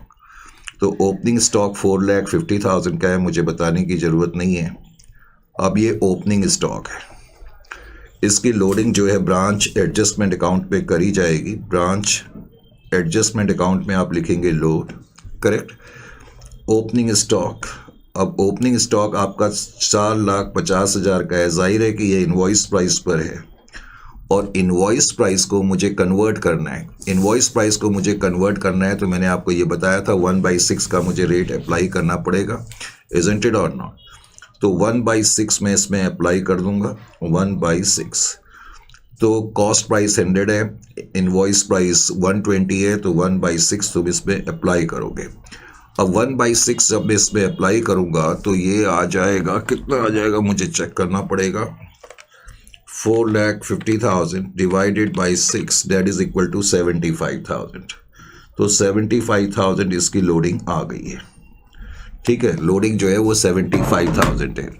मैंने कहा जो आपके पास सॉल्यूशन है अगर उसको देख रहे हो तो वहाँ ठीक कर लेना, क्योंकि उसमें कुछ मेरे ख्याल से प्रॉब्लम है। उसके बाद डेटर्स है।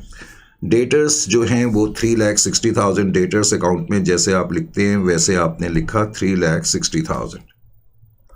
3,60,000 डेटर्स अकाउंट में लिखने के बाद नेक्स्ट आइटम ब्रांच फर्नीचर है, लेकिन मैंने ब्रांच फर्नीचर अकाउंट नहीं बनाया। अगर आप बनाना चाहते हैं तो उसमें बैलेंस ब्रॉट डाउन 1,20,000 लिख लेना।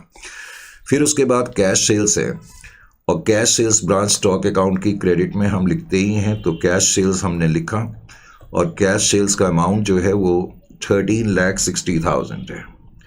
13,60,000 ये क्रेडिट कैश सेल्स हैं। कैश सेल्स 13,60,000 की है। वैसे इस पर्टिकुलर क्वेश्चन में मुझे ब्रांच कैश अकाउंट बनाने की ज़रूरत नहीं है, लेकिन मुझे आपको कुछ समझाना है तो मैंने एक ब्रांच कैश अकाउंट आपको बना करके दिखाया। क्यों मैंने ब्रांच कैश अकाउंट बनाया वो मैं उसका रीज़न आपको बाद में दूंगा अभी, लेकिन जस्ट ऐसे ही समझाने के लिए ब्रांच कैश अकाउंट। तो ब्रांच जब कैश में बेचेगी तो ब्रांच के पास जो कैश है वो बढ़ जाएगा, कैश सेल्स।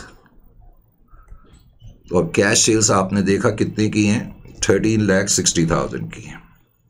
ठीक है सर, ब्रांच कैश क्यों बना रहे हैं, मैंने कहा मैं अभी खुद ही आंसर दूंगा। उसके अलावा फिर नेक्स्ट आइटम आप देख रहे हैं क्रेडिट सेल है कैश सेल्स के बाद, जो कि 21,50,000 है। तो क्रेडिट सेल्स आपने लिखा और क्रेडिट सेल्स का जो अमाउंट है वो 21,50,000 का है। तो 21,50,000 आपने पहले तो यहाँ पर लिखा। पहला काम तो ये करना है कि डेटर्स में लिखना भूलना नहीं है, तो डेटर्स में लिखेंगे 21,50,000। और दूसरा जो सबसे बड़ा काम है, तुम्हें ये मालूम होना चाहिए कि क्रेडिट सेल लिस्ट प्राइस पर है। अब लिस्ट प्राइस को तुम्हें इनवॉइस प्राइस पे लाना है, तो लाने के लिए हम लिखते हैं excess of list price over invoice price. तो 21,50,000 की क्रेडिट सेल्स है और ये लिस्ट प्राइस पर है। अब लिस्ट प्राइस को इनवॉइस प्राइस पे लाना है। लिस्ट प्राइस को इनवॉइस प्राइस पे लाने के लिए मैंने बताया था कि जो रेट हम अप्लाई करेंगे 1/5 करेंगे। ये मैंने आपको यहाँ पर करके दिखाया था, ठीक है। लिस्ट प्राइस को इनवॉइस प्राइस पे लाने के लिए 1/5 का रेट अप्लाई होगा, तो 21,50,000 का 1/5 तुम्हें निकालना पड़ेगा। अब जब मैं 1/5 इसका निकालूंगा तो ये आ जाएगा 5/4 जा, तो 4,30,000 आएगा क्या? चेक करना पड़ेगा मुझे, एक मिनट जरा, फिर भी मैं लिख लूँ। 4,30,000 ही लग रहा है वैसे तो। 20, 15, 3, हाँ 4,30,000 ही आएगा, करेक्ट। तो 4,30,000, चलो मैं एक बार करके देख ही लेता हूँ, कहीं डाउट नहीं रहना चाहिए। 21,50,000 डिवाइडेड बाय 5, तो 4,30,000 ही आ रहा है। अब मैंने बताया था कि एक्सेस को यहाँ पर लिखना मत भूलना, जो एक्सेस है। अब मैंने यहाँ पर एक्सेस ही लिख दिया, इसका मतलब एक्सेस, चलो मैं लिख ही देता हूँ, excess of list price over invoice price. तो 4,30,000 ये यहाँ पर भी लिखना भूलना नहीं है। Is it clear to you? उसके बाद कह रहा है गुड्स इनवॉइस टू ब्रांच। तो हेड ऑफिस ने ब्रांच को सामान भेजा है, goods send to branch account, तो वो आप लिखेंगे goods send to branch account जो है 32,10,000 है, 32,10,000। अब इसकी भी लोडिंग तुम्हें करनी पड़ेगी, और इसकी जब मैं लोडिंग करूंगा तो मैं यहाँ लिखूंगा goods send to branch account,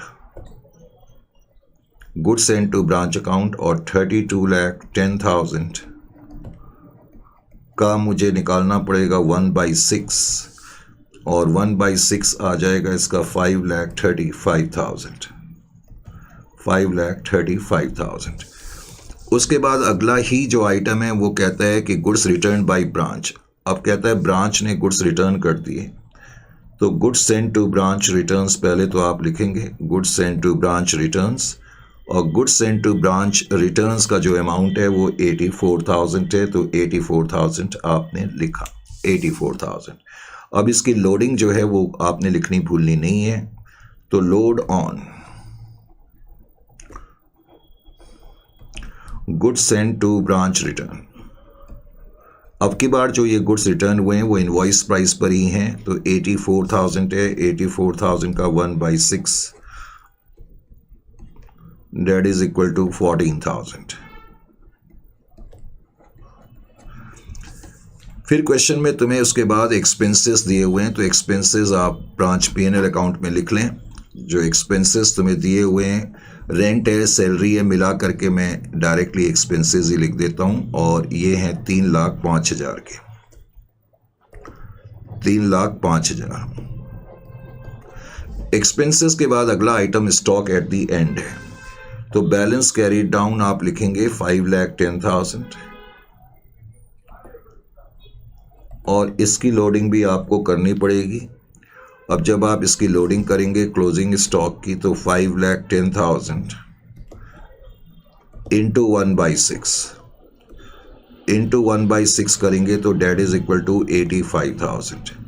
तो 85,000 इसकी लोडिंग आपकी आ गई। उसके बाद पेटी एक्सपेंसेस पेड बाय ब्रांच। अब वो कह रहे हैं ब्रांच ने पेटी एक्सपेंसेस पे करें। देखो ब्रांच ने आपको याद है इससे पहले भी मैंने एक बार ब्रांच कैश अकाउंट बनाया था, और मैंने कहा था ये तब बनाना चाहिए जब एक्सपेंसेस ब्रांच खुद पे करती है। तो यहाँ पर जो हैं पेटी एक्सपेंसेस ब्रांच ने पे करें, तो मैंने यहाँ पर लिख दिया, पहले तो ब्रांच ने पे करें, तो पेटी एक्सपेंसेस क्या होगा, जब ब्रांच पे करेगी तो ब्रांच का पेटी कैश कम हो जाएगा 11,000, और दूसरा पेटी एक्सपेंसेस जो है वो पीएनएल में तो आने ही आने हैं, उसमें तो कोई डाउट नहीं है। पेटी एक्सपेंसेस 11,000। समझ में आया मैंने कैश अकाउंट क्यों बनाया? इसीलिए बनाया क्योंकि अगर कभी क्वेश्चन में लिखा हो कि ब्रांच एक्सपेंसेस पे करती है, हालांकि इस क्वेश्चन में जो रेंट सैलरी का खर्चा है वो तो हेड ऑफिस ने ही पे करा है, लेकिन पेटी एक्सपेंसेस ब्रांच ने खुद पे करे हैं, तो इसलिए मैंने ब्रांच कैश अकाउंट यहाँ पर बना दिया है। उसके बाद कह रहा है cash receive from branch debtors. अब ब्रांच डेटर से जो कैश मिला है, तो कैश रिसीव फ्रॉम डेटर्स मैं लिखूंगा डेटर्स अकाउंट में by cash, that is equal to 18,65,000। तो 18,65,000 का कैश ब्रांच को मिला डेटर से, तो ब्रांच का कैश बढ़ जाएगा या नहीं बढ़ जाएगा? बिल्कुल बढ़ जाएगा। तो 2 डेटर्स, और ब्रांच को जो कैश मिला है डेटर से, कहाँ भाग गया? 18,65,000। 18,65,000 का कैश मिला है। उसके अलावा फिर कह रहे हैं remittances by branch to head office. अब मैंने बताया था कि इसको तुम छोड़ भी सकते हो, लेकिन अगर तुम दिखाना चाहते हो, कह रहे हैं ब्रांच ने जो हेड ऑफिस को कैश भेजा है वो इतना भेजा है, ब्रांच ने हेड ऑफिस को भेजा है, तो ब्रांच का जो कैश है वो कम हो जाएगा क्योंकि हम हेड ऑफिस को भेज रहे हैं। तो हेड ऑफिस को हम भेज रहे हैं और वो कहता है हमने जो कैश रेमिटेंसेस करी है वो 32 लाख की करी है, 32 लाख।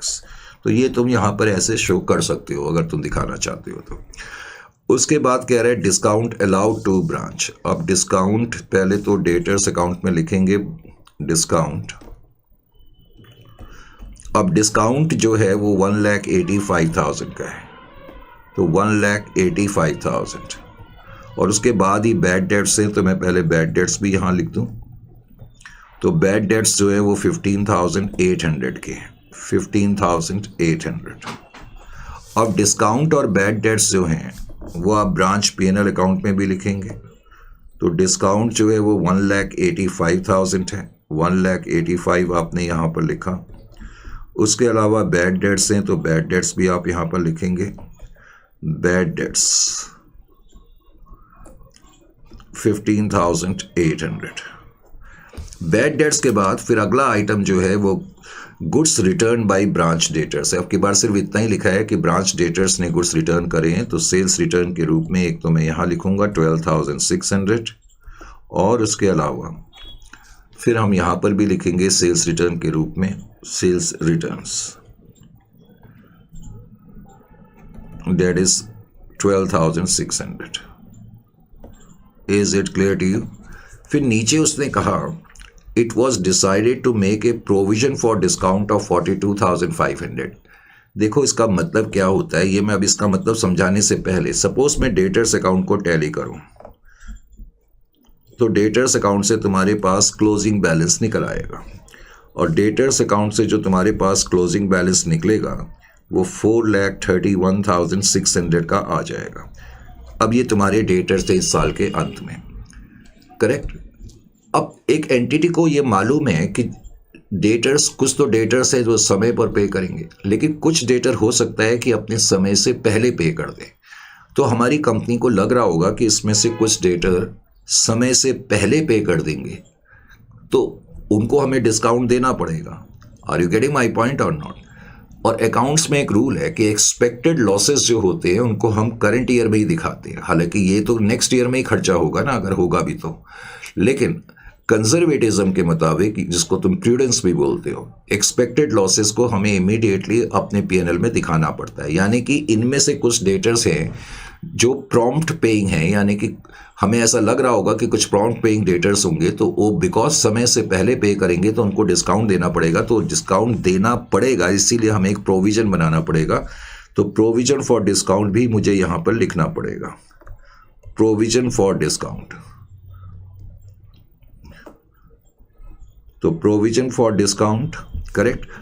जो प्रोविजन होते हैं वो एज पर प्रूडेंस की वजह से ही हम अपनी फाइनेंशियल स्टेटमेंट में लिखते हैं। 42,500 जो प्रोविजन तुम बना रहे हो, ये हकीकत में खर्चा नहीं है, ये तो खर्चा तब होगा जब वो डेटर समय से पहले दे देंगे और तुम उनको डिस्काउंट दोगे, लेकिन आपको मालूम है कि ऐसा होगा, तो उस एक्सपेक्टेड लॉसेस को हम अकाउंट्स में हमेशा पहले ही दिखाते हैं, इसलिए प्रोविजन फॉर डिस्काउंट को दिखाया जाएगा।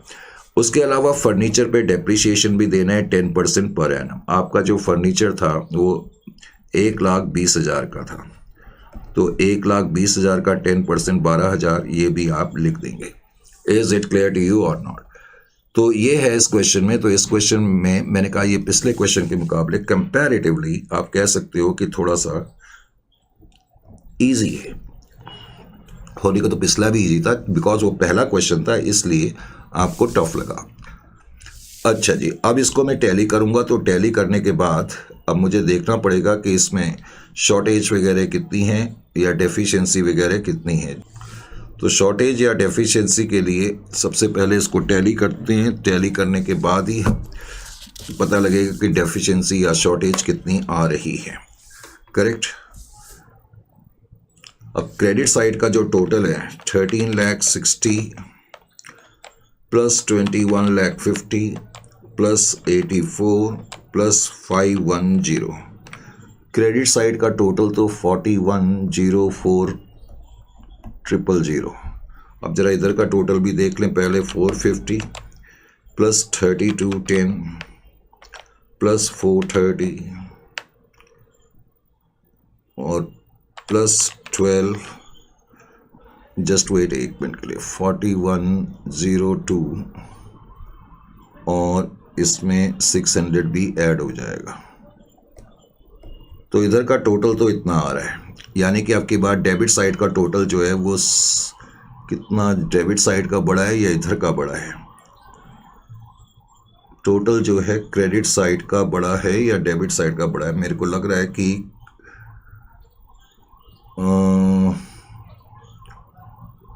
एक मिनट जरा, जस्ट वेट एक मिनट। 4,50,000 प्लस 32 लाख, एक तो कैलकुलेटर भी ना बड़ा, आप लोग भी करना शुरू कर दें। प्लस 4,30,000 और प्लस 12,600, तो इधर का टोटल 41,02,600 है, इधर का टोटल 41,04,000 है, इतना ही था। तो बैलेंसिंग फिगर जो है वो इधर की तरफ आ रही है इस क्वेश्चन में, इजंट इट और नॉट? तो ब्रांच स्टॉक अकाउंट को बेटे टैली करेंगे। अब टैली करने के बाद हमने देखा कि क्रेडिट साइड थोड़ा सा इसमें मार्जिनली बड़ी है, तो आपका इस केस में सरप्लस आ रहा है। क्या आ रहा है? सरप्लस आ रहा है। तो सरप्लस अब यहाँ पर लिखेंगे और सरप्लस का जो अमाउंट होगा वो 1,400 होगा। ठीक है, मार्जिनल सरप्लस आ रहा है 1,400। अब सरप्लस को जाहिर है कि हम अपनी क्रेडिट साइड में ब्रांच एडजस्टमेंट अकाउंट के ले जाएंगे और हम यहाँ पर लिखेंगे सरप्लस, और सरप्लस का अमाउंट होगा 1,400। Is it clear to you? और उसके बाद फिर हम अपने ब्रांच एडजस्टमेंट अकाउंट को टैली करेंगे। ब्रांच एडजस्टमेंट अकाउंट को टैली करने के बाद इसमें जो बैलेंसिंग फिगर आपकी आएगी वो आपकी ग्रॉस प्रॉफिट होगी, और ग्रॉस प्रॉफिट जो होगा आपका that will be equal to 9,42,400। 9,42,400 का आपका ग्रॉस प्रॉफिट होगा। Is it clear to you? और जो ग्रॉस प्रॉफिट है उसको ब्रांच P&L अकाउंट की क्रेडिट साइड पे हम लिखेंगे, डेट इज 9,42,400 और 9,42,400 में से अब हम ये तमाम खर्चे माइनस करेंगे, तो आपका जो नेट प्रॉफिट आएगा, जो फाइनल नेट प्रॉफिट आपका आएगा, that will be equal to 431,100। ये आपका नेट प्रॉफिट इस क्वेश्चन में आएगा। Is it clear to you? थोड़ा सा इसमें जो सॉल्यूशन दिया हुआ है उसको ठीक कर लेना। तो ये है इस क्वेश्चन में। Is it clear to you? इस क्वेश्चन को करने के बाद अब 3.3 की तरफ बढ़ते हैं। हालांकि 3.3 टू बी वेरी ऑनेस्ट उतना मुश्किल नहीं। और ब्रांच कैश अकाउंट की मैं बात कर रहा था। अगर ब्रांच कैश अकाउंट को आप टैली भी करेंगे तो इसमें से बैलेंसिंग फिगर आ जाएगी, और बैलेंसिंग फिगर आप लिखेंगे by cash, that is equal to 14,000। ठीक है, तो इस तरीके से इस क्वेश्चन को करा जाएगा। अब आगे बढ़ते हैं, तो आगे क्या कहता है क्वेश्चन नंबर 3.3। अब 3.3 में उसने हमें क्या लिखा, कहता है कि when goods are sold at invoice price and list price जितने भी क्वेश्चन हमने करे अभी तक ये सब पास्ट एग्जामिनेशन के हैं, 3.2 भी और 3.3 भी। हालांकि ये सिंपल सा क्वेश्चन है, कह रहा है G force limited with its head office at city X invoices goods to branch at city Y at 20% less than the catalog price which is cost plus 50%। तो इसमें भी वही रेट आ जाएंगे जो मैंने अभी आपको बताया, ठीक है ना। जो अभी मैंने आपको रेट बताया इसमें बिल्कुल सेम रेट आएंगे इस क्वेश्चन में भी। अगर आप देखेंगे तो सबसे पहले मैं बोलूँगा कि कॉस्ट प्राइस जो है वो 100 है, करेक्ट। और इसमें भी लिखा है कि जो गुड्स भेजे जाते हैं 20% less than the catalogue price which is cost plus 50%। तो कॉस्ट अगर 100 है तो उसमें 50 ऐड करेंगे तो इसका मतलब लिस्ट प्राइस 150 आ जाएगी।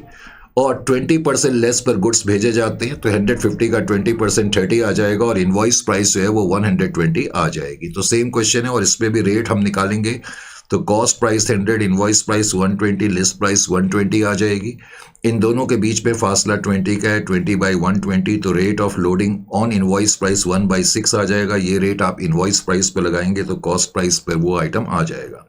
इसी तरह से लिस्ट प्राइस 150 है, इनवॉइस प्राइस 120 है, इन दोनों के बीच में फासला 30 का है, 30/150 यानी कि 1/5 का रेट आप लिस्ट प्राइस के आइटम पे लगाएंगे तो इनवॉइस प्राइस पे आ जाएगा। तो सेम रेट है। इस क्वेश्चन में भी कह रहा है कि with instructions that cash sales are to be made at invoice price. अब वो कह रहा है जो कैश सेल्स हैं वो तो हमने इनवॉइस प्राइस पर करनी है और क्रेडिट सेल्स हमने कैटलॉग प्राइस पर करनी है। और हमें कुछ डिटेल्स इस क्वेश्चन में दी हुई हैं। कह रहा है stock in the beginning at branch at its cost. एक बार तुम्हें याद है मैंने तुम्हें पहले भी बताया था ये आइटम अभी भी इनवॉइस प्राइस पर है क्योंकि लिखा हुआ है जो ओपनिंग स्टॉक दिया हुआ है स्टॉक इन द बिगनिंग का मतलब ओपनिंग स्टॉक है, वो कह रहा है at branch at its cost because at branch at its cost. तो ब्रांच के लिए जो कॉस्ट होती है वो इनवॉइस प्राइस पर होती है। इसका मतलब ये आइटम इनवॉइस प्राइस पर ही गिवन है। तो इसमें तुम्हें कुछ करने की जरूरत नहीं, जैसे तुम लिखते हो ब्रांच स्टॉक अकाउंट की डेबिट साइड में वैसे ही लिखेंगे।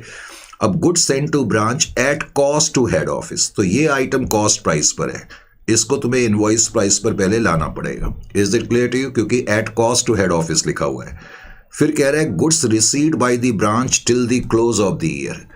अब तुम्हें इस क्वेश्चन में ये दिया हुआ है कि ब्रांच को जो गुड्स मिले वो 1,38,000 के मिले हैं। जाहिर है कि कुछ लिखा नहीं है तो उसका मतलब ये तो इनवॉइस प्राइस पर है। लेकिन इस क्वेश्चन में तुम्हें क्या करना पड़ेगा, पहले तुम्हें ये देखना पड़ेगा कि तुमने जो गुड्स भेजे हैं गुड्स सेंड टू ब्रांच वो कितने हैं, क्योंकि ये जो तुम्हें दिया हुआ है गुड्स सेंड टू ब्रांच ये तो कॉस्ट पर है ना। पहले तुम एट इनवॉइस प्राइस पर देखोगे कि कितने गुड्स तुमने भेजे हैं।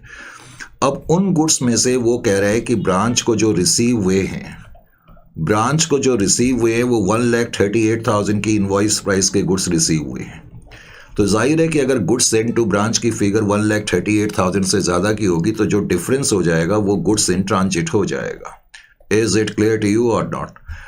फिर आगे क्वेश्चन में कैश सेल्स दिए हैं, क्रेडिट सेल्स दिए हैं और कह रहा है stock lost by fire at cost दिया हुआ है। तो ये एट कॉस्ट दिया हुआ है तो इसको भी तुम्हें इनवॉइस प्राइस पर लाना पड़ेगा।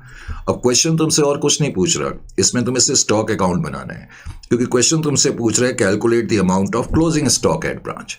तो तुम्हें सिर्फ क्लोजिंग स्टॉक एट ब्रांच बताना है। तो क्लोजिंग स्टॉक एट ब्रांच बताने के लिए तुम्हें क्या करना होगा इस पर्टिकुलर क्वेश्चन में, करेक्ट। तो मैंने इस क्वेश्चन में ब्रांच स्टॉक अकाउंट बना करके तुम्हें दिखा दिया कि हम क्लोजिंग स्टॉक कैसे फाइंड करेंगे। छोटा सा क्वेश्चन है, हार्डली 4-5 मार्क्स का, 4 मार्क्स का मान के चलें। ब्रांच स्टॉक अकाउंट, तो ब्रांच स्टॉक अकाउंट मैंने यहां पर बनाया। अब ब्रांच स्टॉक अकाउंट में क्वेश्चन नंबर जो है ये आपका 3.3 है। जैसे कि पहला आइटम आप देख ही रहे हैं कि opening stock in the beginning at branch at its cost लिखा हुआ है। तो ओपनिंग स्टॉक जो लिखा हुआ है ये तो इनवॉइस प्राइस पर ही है, क्योंकि लिखा हुआ है opening stock in the beginning at branch at its cost. तो ब्रांच के लिए इनवॉइस प्राइस ही कॉस्ट होती है, इसका मतलब ये इनवॉइस प्राइस पर गिवन है 12,000। बिकॉज हमें इस क्वेश्चन में सिर्फ ब्रांच स्टॉक अकाउंट बनाना है तो मैंने इसकी लोडिंग वगैरह नहीं करी।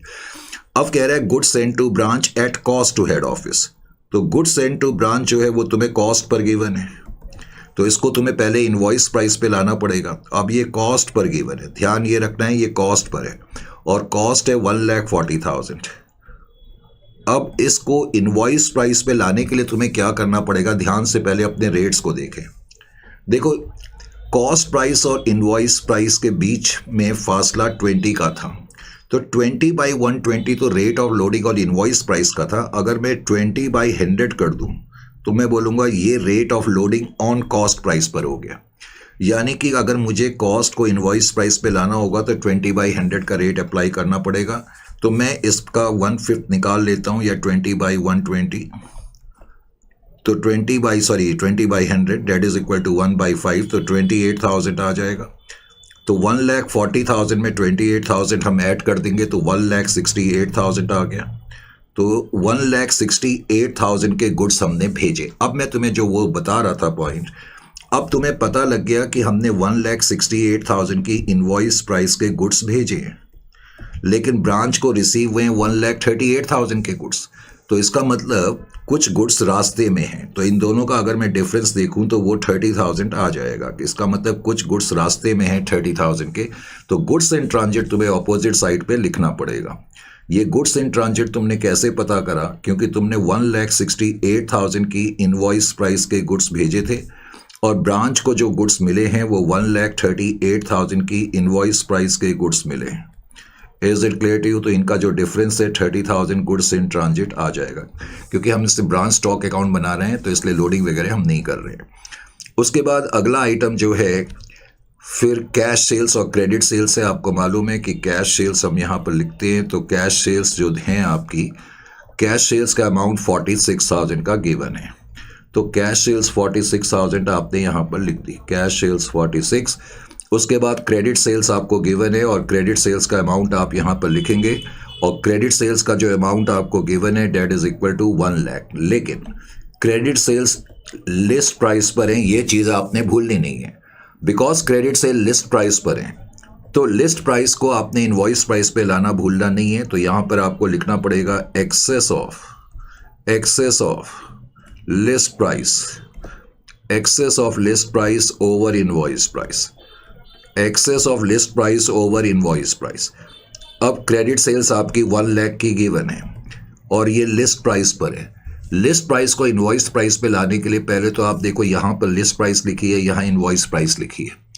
इन दोनों के बीच में फासला 30/150 यानी कि 1/5 का रेट लगेगा लिस्ट प्राइस को इनवॉइस प्राइस पे लाने के लिए। तो इसलिए इंटू 1/5 मैं करूँगा। क्रेडिट सेल्स 1 लाख की थी तो 1 लाख का 1/5, तो डेट इज इक्वल टू 20,000। तो आपको पता लग गया 20,000। मैंने कहा कि हम ब्रांच एडजस्टमेंट अकाउंट तो बना नहीं रहे हैं, अदरवाइज की पोस्टिंग ब्रांच एडजस्टमेंट में भी होती। अब कह रहा है स्टॉक लॉस्ट बाय फायर। तो तुम्हें स्टॉक लॉस्ट बाय फायर का मतलब एक तरीके से एबनॉर्मल लॉस तुम्हें दिया हुआ है। तो एबनॉर्मल लॉस जो तुम्हें दिया हुआ है वो भी एट कॉस्ट पे गिवन है। एट कॉस्ट पे 2,500 है, तो इसको भी इनवॉइस प्राइस पे लाना पड़ेगा क्योंकि ये अकाउंट पूरा इनवॉइस प्राइस पे बनता है। और इनवॉइस प्राइस पे लाने के लिए अभी हमने देखा था 20/100 या 1/5 का रेट अप्लाई होगा। तो 20/100 आपने यहाँ पर लिख दिया, डेट इज इक्वल टू 500। तो इस तरीके से 3,000 जो है आप यहाँ पर लिखेंगे। Is it clear to you? अब मैंने कहा हम आगे तो इसमें कुछ बना नहीं रहे, नहीं तो एबनॉर्मल लॉस की लोडिंग ब्रांच एडजस्टमेंट में होती है और एट कॉस्ट पर फिर हम उसको P&L में भी लिखते हैं। तो ऐसा करने के बाद अब आप इसको टैली करेंगे, उसके बाद आपके पास क्लोजिंग स्टॉक आ जाएगा। जब आप क्लोजिंग स्टॉक कंप्यूट करेंगे तो 51,000 का क्लोजिंग स्टॉक आपके पास आएगा। तो closing stock will be equal to 51,000। Is it clear to you? 51,000 का क्लोजिंग स्टॉक इस क्वेश्चन में आपके पास आएगा। उसके अलावा इस क्वेश्चन में फिर आगे उसने क्या दिया हुआ है, इस क्वेश्चन में 3.4 को देखें। 3.4 में क्या कहता है? वे Dolphin computers limited with head office in Delhi invoices goods to branch at Rudrapur at 20% less than the list price which is cost plus 50%। Almost वही रेट है जो इससे पहले के और उससे पहले के क्वेश्चन में थे कि हम गुड्स बेचते हैं 20% less than the list price पर, नंबर 1, और जो लिस्ट प्राइस है वो कॉस्ट प्लस 50% है। और कह रहा है with instructions to sell the goods on cash at invoice price. इसमें भी इंस्ट्रक्शन वही है जो अभी तक पिछले क्वेश्चन में थी कि कैश सेल्स जो होंगी वो इनवॉइस प्राइस पर होंगी और क्रेडिट सेल जो होंगी वो क्रेडिट सेल जो होंगी वो कैटलॉग प्राइस यानी कि लिस्ट प्राइस पर होंगी। लेकिन इस क्वेश्चन में एक नया पॉइंट है, However, 15% discount is to be given to the customer who will pay promptly. लेकिन हम 15% का डिस्काउंट देंगे उन कस्टमर को जो समय से पहले पे कर देंगे, जो मैंने आपको पहले भी बताया था, जिनको हम प्रॉम्प्ट पेइंग डेटर्स भी कहते हैं। अब इस क्वेश्चन में ओपनिंग स्टॉक तुम्हें दिया हुआ है, ठीक है, वो तुम कर लोगे। ऑफ कोर्स ये इनवॉइस प्राइस पर है, डेटर्स का ओपनिंग बैलेंस भी दिखा है, goods received from head office दिया है, लेकिन इस क्वेश्चन में कोई गुड्स इन ट्रांजिट नहीं है, तो यही गुड्स सेंड टू ब्रांच होगा। कैश सेल्स, क्रेडिट सेल्स आपको मालूम ही है, कैश रिसीव्ड फ्रॉम डेटर्स भी आपको मालूम है, डिस्काउंट अलाउड टू डेटर्स का ट्रीटमेंट भी आपको मालूम है, एक्सपेंसेस का ट्रीटमेंट भी आपको मालूम है। डेटर्स एट दी एंड दिए हैं, स्टॉक एट दी एंड दिए, यहाँ तक तो कोई प्रॉब्लम नहीं है। लेकिन नीचे उसने कुछ लाइनें लिखी हैं, वो कह रहा है it was reported that a part of the stock was stolen and which was not covered by the insurance during the year. पहले तो उसने कहा कि इस साल जो है कुछ स्टॉक जो हमने भेजा था वो स्टोलन हो गया, यानी कि लॉस ऑफ स्टॉक हो गया बाय थेफ्ट, एक तरह से एबनॉर्मल लॉस है। कितना है ये नहीं दिया हुआ, तो आपकी बार जब तुम ब्रांच स्टॉक अकाउंट बनाओगे उससे जो बैलेंसिंग फिगर आएगी वो लॉस ऑफ स्टॉक आएगी। Is it clear to you? एक तो ये पॉइंट है। अब उसने ये भी बताया further a provision will be made for discount to be allowed to debtors on the last day of the accounting year on the basis of trend of prompt payment। इस लाइन का क्या मतलब है?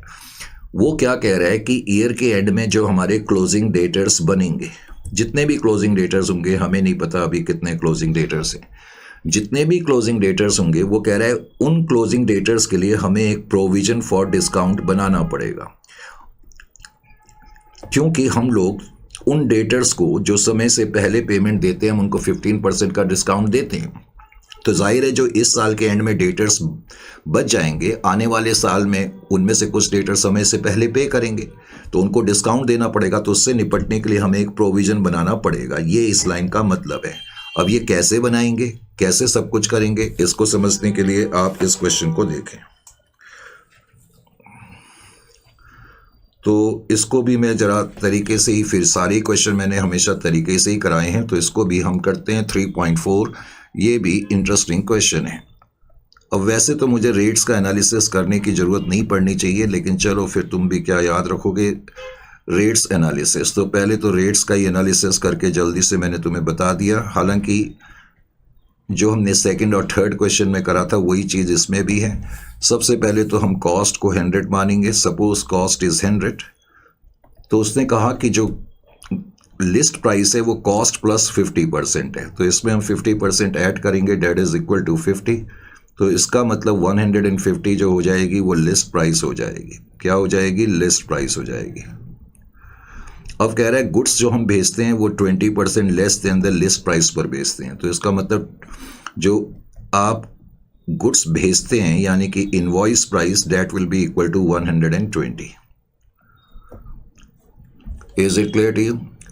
अब रेट्स एनालिसिस में इस चीज को करने के बाद अब आपने रेट्स भी बनाने शुरू कर दिए। तो रेट्स में कॉस्ट प्राइस, इनवॉइस प्राइस और कैटलॉग प्राइस या list price.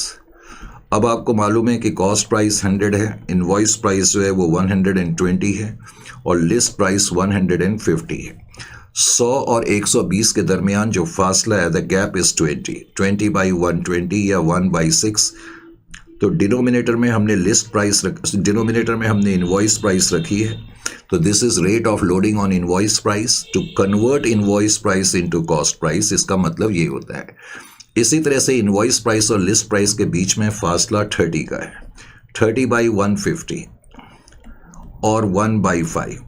This is rate of loading on list price. ये भी रेट ऑफ लोडिंग है, ऑन लिस्ट प्राइस है, लेकिन to convert list price into invoice price है। लिस्ट प्राइस को invoice price में कन्वर्ट करने के लिए ये रेट है। अब इस क्वेश्चन में मैंने अकाउंट बनाए। एक तो मैंने ब्रांच P&L अकाउंट बना दिया, यहाँ पर ब्रांच P&L अकाउंट, करेक्ट। और फिर मैंने ब्रांच स्टॉक अकाउंट भी बनाया, ब्रांच स्टॉक अकाउंट। लीजिए जी, ब्रांच स्टॉक अकाउंट भी हमने बना दिया। Branch stock, branch P&L।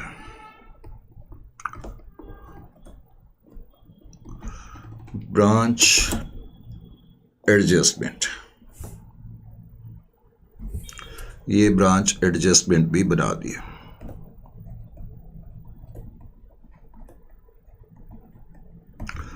और ब्रांच डेटर्स आप बनाना चाहें तो ब्रांच डेटर्स भी बना दिया।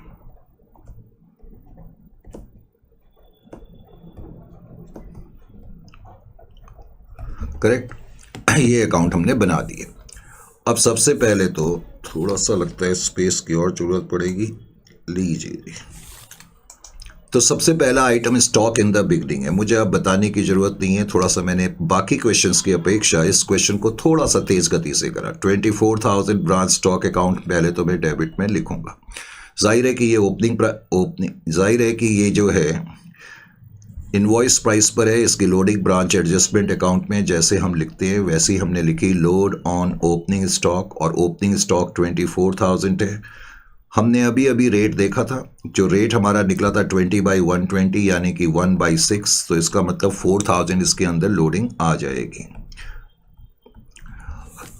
उसके बाद अगला item debtors in the beginning है, तो डेटर्स अकाउंट में आप लिख दें। तो डेटर्स अकाउंट में आपने लिख दिया 20,000, तो डेटर्स अकाउंट में 20,000 बैलेंस। गुड्स रिसीव्ड लिखा हुआ है, हालांकि कोई गुड्स इन ट्रांजिट नहीं है, तो यही वजह है कि गुड्स सेंड टू ब्रांच ही इसको माना जाएगा। जस्ट मैं ऐसे ही बता रहा हूँ, वैसे तो क्वेश्चन में लिखा हुआ है रिसीव्ड। अब रिसीव्ड है आपके 2 लाख, ऐसे करके दिखाने की ज़रूरत नहीं है, लेकिन जस्ट मैं आपको याद दिलाने के लिए। और कोई गुड्स इन ट्रांजिट क्वेश्चन में नहीं है, तो इसका मतलब यही goods send to branch account है। तो 2,64,000 की इनवॉइस प्राइस के गुड्स आपने ब्रांच को भेजे, करेक्ट, 2,64,000। अब इसकी लोडिंग आप करेंगे goods send to branch account. अब goods send to branch account 2,64,000 और उसका 1/6 आपने निकाला, तो 1,644,000 आप यहाँ पर लिख देंगे।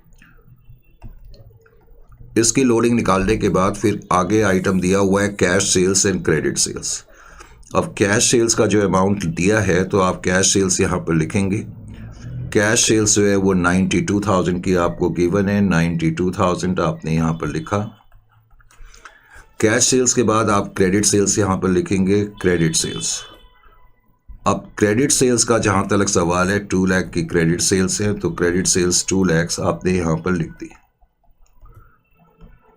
अब जो क्रेडिट सेल्स है branch adjustment branch debtors account में लिखना भूलना नहीं है, तो क्रेडिट सेल्स 2 लाख हमने यहाँ पर लिखी। अब पिछले क्वेश्चन की तरह इस क्वेश्चन में भी ऑलमोस्ट ये हर क्वेश्चन में ही है कि जो क्रेडिट सेल्स है वो लिस्ट प्राइस पर है, तो लिस्ट प्राइस पर है, तो उसके अंदर जो एक्सेस अमाउंट है उसको यहाँ पर लिखना लाजमी है। तो excess of list price over invoice price, excess of list price over invoice price, correct. तो excess of list price over invoice price, तो 2 लाख रुपीस जो है वो क्रेडिट सेल्स है। और हमने देखा था कि लिस्ट प्राइस को इनवॉइस प्राइस पे लाने के लिए 30/150 या 1/5 का रेट है। Is it clear to you? तो 40,000 जो है वो एक्सेस अमाउंट आ जाएगा। अब जैसे ही एक्सेस हम यहाँ लिखते हैं, कई बार हम इसको यहाँ लिखना भूल जाते हैं, ये ध्यान रखना एग्जामिनेशन में कि इसको यहाँ पर भी लिखना है।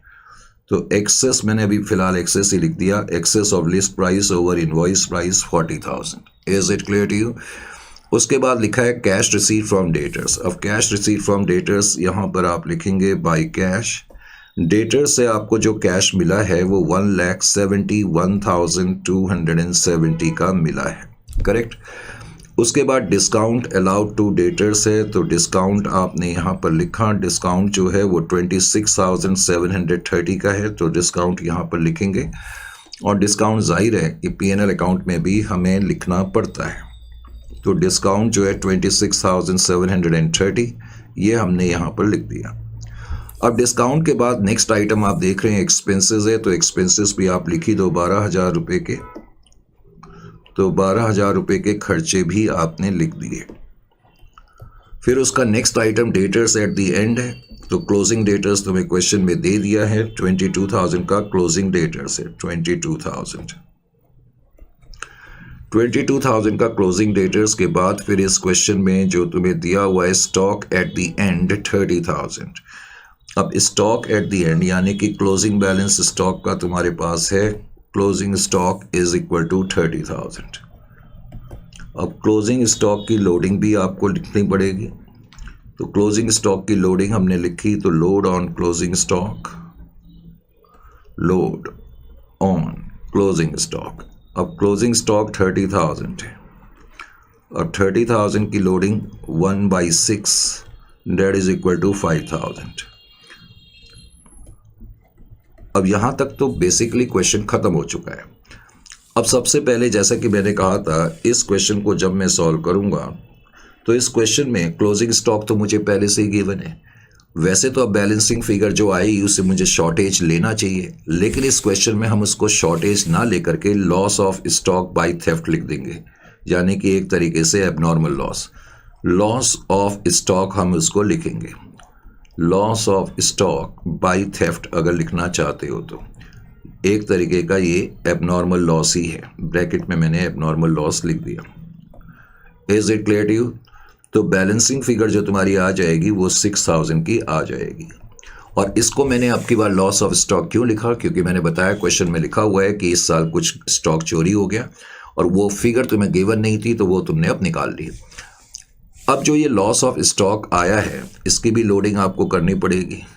जब आप इसकी लोडिंग करेंगे तो एबनॉर्मल लॉस, अब 6,000 का एबनॉर्मल लॉस है, उसकी लोडिंग आपने करी और लोडिंग 1/6 आ जाएगी, तो 1,000 यहाँ पर आप लिखेंगे। और जाहिर है कि फिर abnormal loss at cost price पर आप यहाँ पर भी लिखेंगे, abnormal loss at cost 5,000।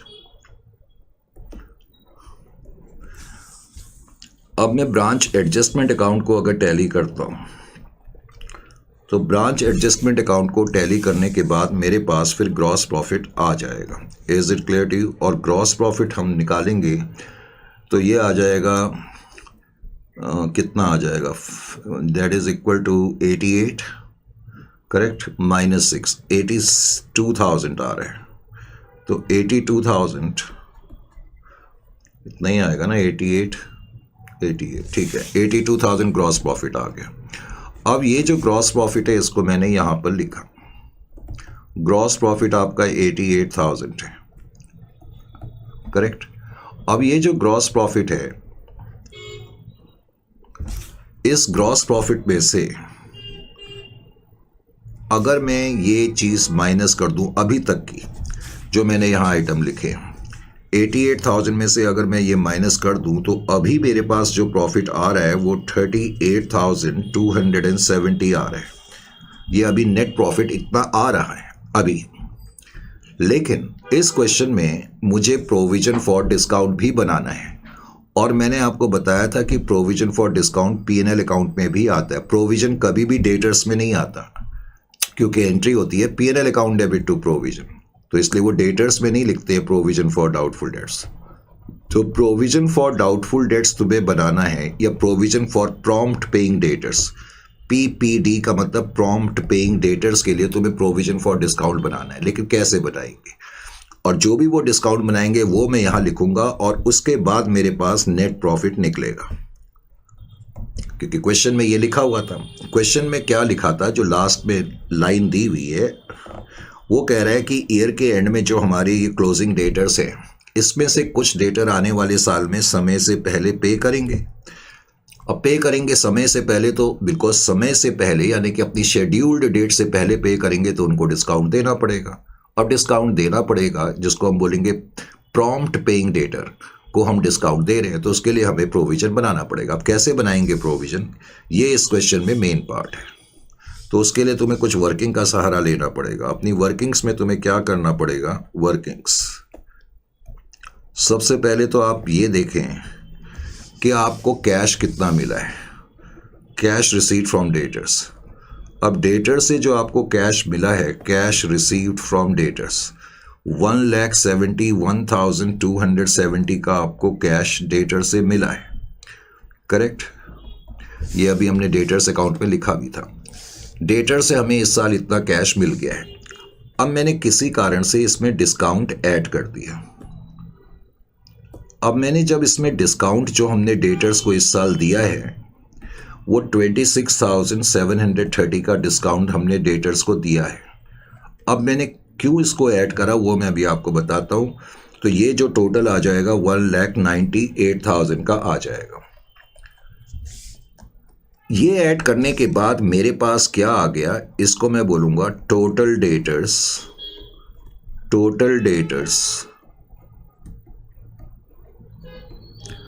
who must have paid, यानी कि ये वो डेटर्स हैं जिन्होंने कैश दिया होगा। 1,98,000 के वो डेटर्स हैं या वो क्रेडिट कस्टमर हैं जिन्होंने हमें पेमेंट करी होगी।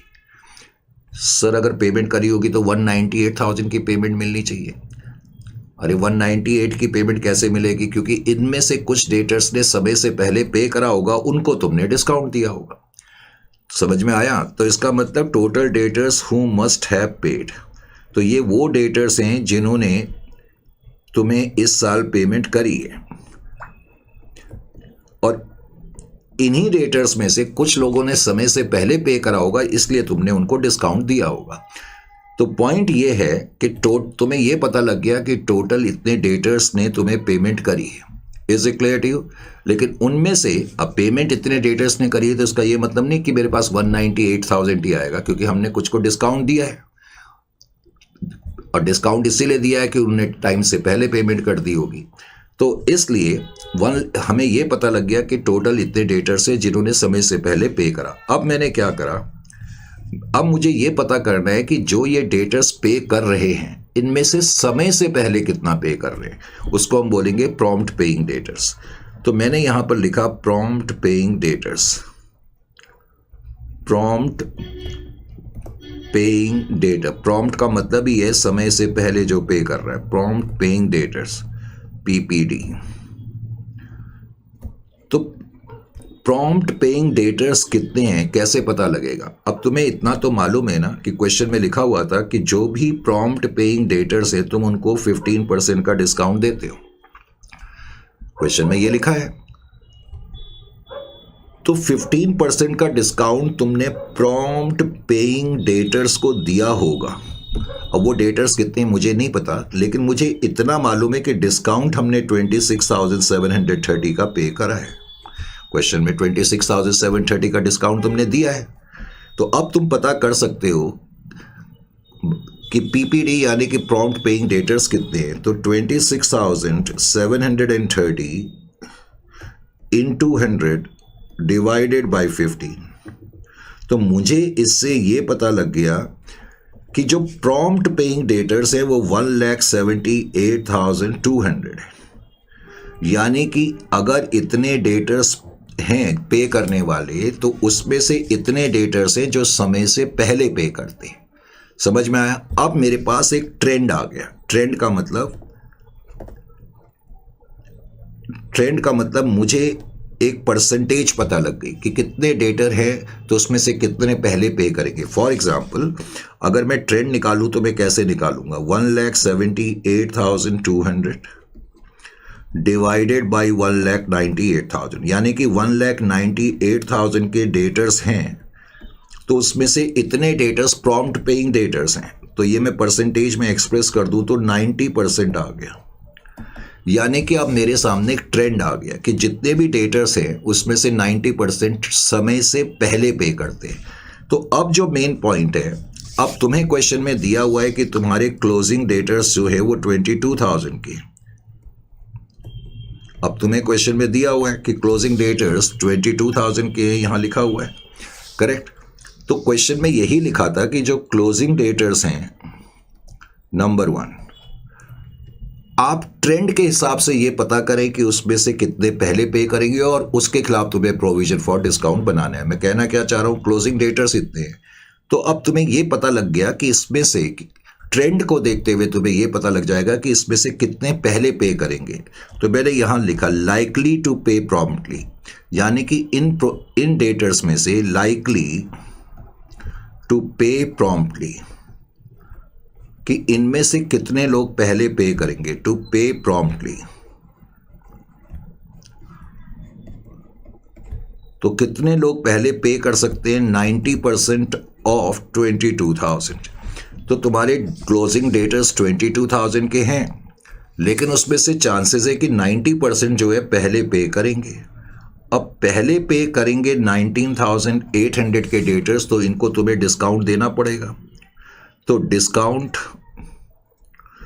तुम्हें इनको जो देना पड़ेगा वो कितना देना पड़ेगा? एट द रेट ऑफ 15% देना पड़ेगा कि नहीं? तो एट द रेट ऑफ 15% तुम इनको डिस्काउंट दोगे तो कितना डिस्काउंट देना पड़ेगा? 2970 का डिस्काउंट देना पड़ेगा। तो ये उस लाइन का मतलब है लास्ट में जो दी हुई थी कि प्रॉम्प्ट पेइंग डेटर्स का ट्रेंड देखते हुए क्लोजिंग डेटर्स के खिलाफ आपको प्रोविजन बनाना है। तो अब आपको पता लग गया कि 2970 जो है 2970 आप प्रोविजन बनाएंगे। तो 38,270 आपका प्रॉफिट तो है, लेकिन अब प्रोविजन के बाद जो आपका प्रॉफिट बचेगा that will be equal to 35,300। तो आपका नेट प्रॉफिट इस क्वेश्चन में 35,300 आएगा। Is it clear to you और नॉट? तो ये था आपका topic list price catalogue price का, करेक्ट। तो इस टॉपिक को कॉम्प्रिहेंसिवली करने के बाद अब अगला टॉपिक जो है वो है होलसेल ब्रांचेस का, और ये होलसेल ब्रांचेस का टॉपिक भी बहुत इंपॉर्टेंट है एग्जामिनेशन पॉइंट ऑफ व्यू से। ठीक है, फिलहाल के लिए इतना काफ़ी है, नेक्स्ट सेशन में मुलाकात करते हैं।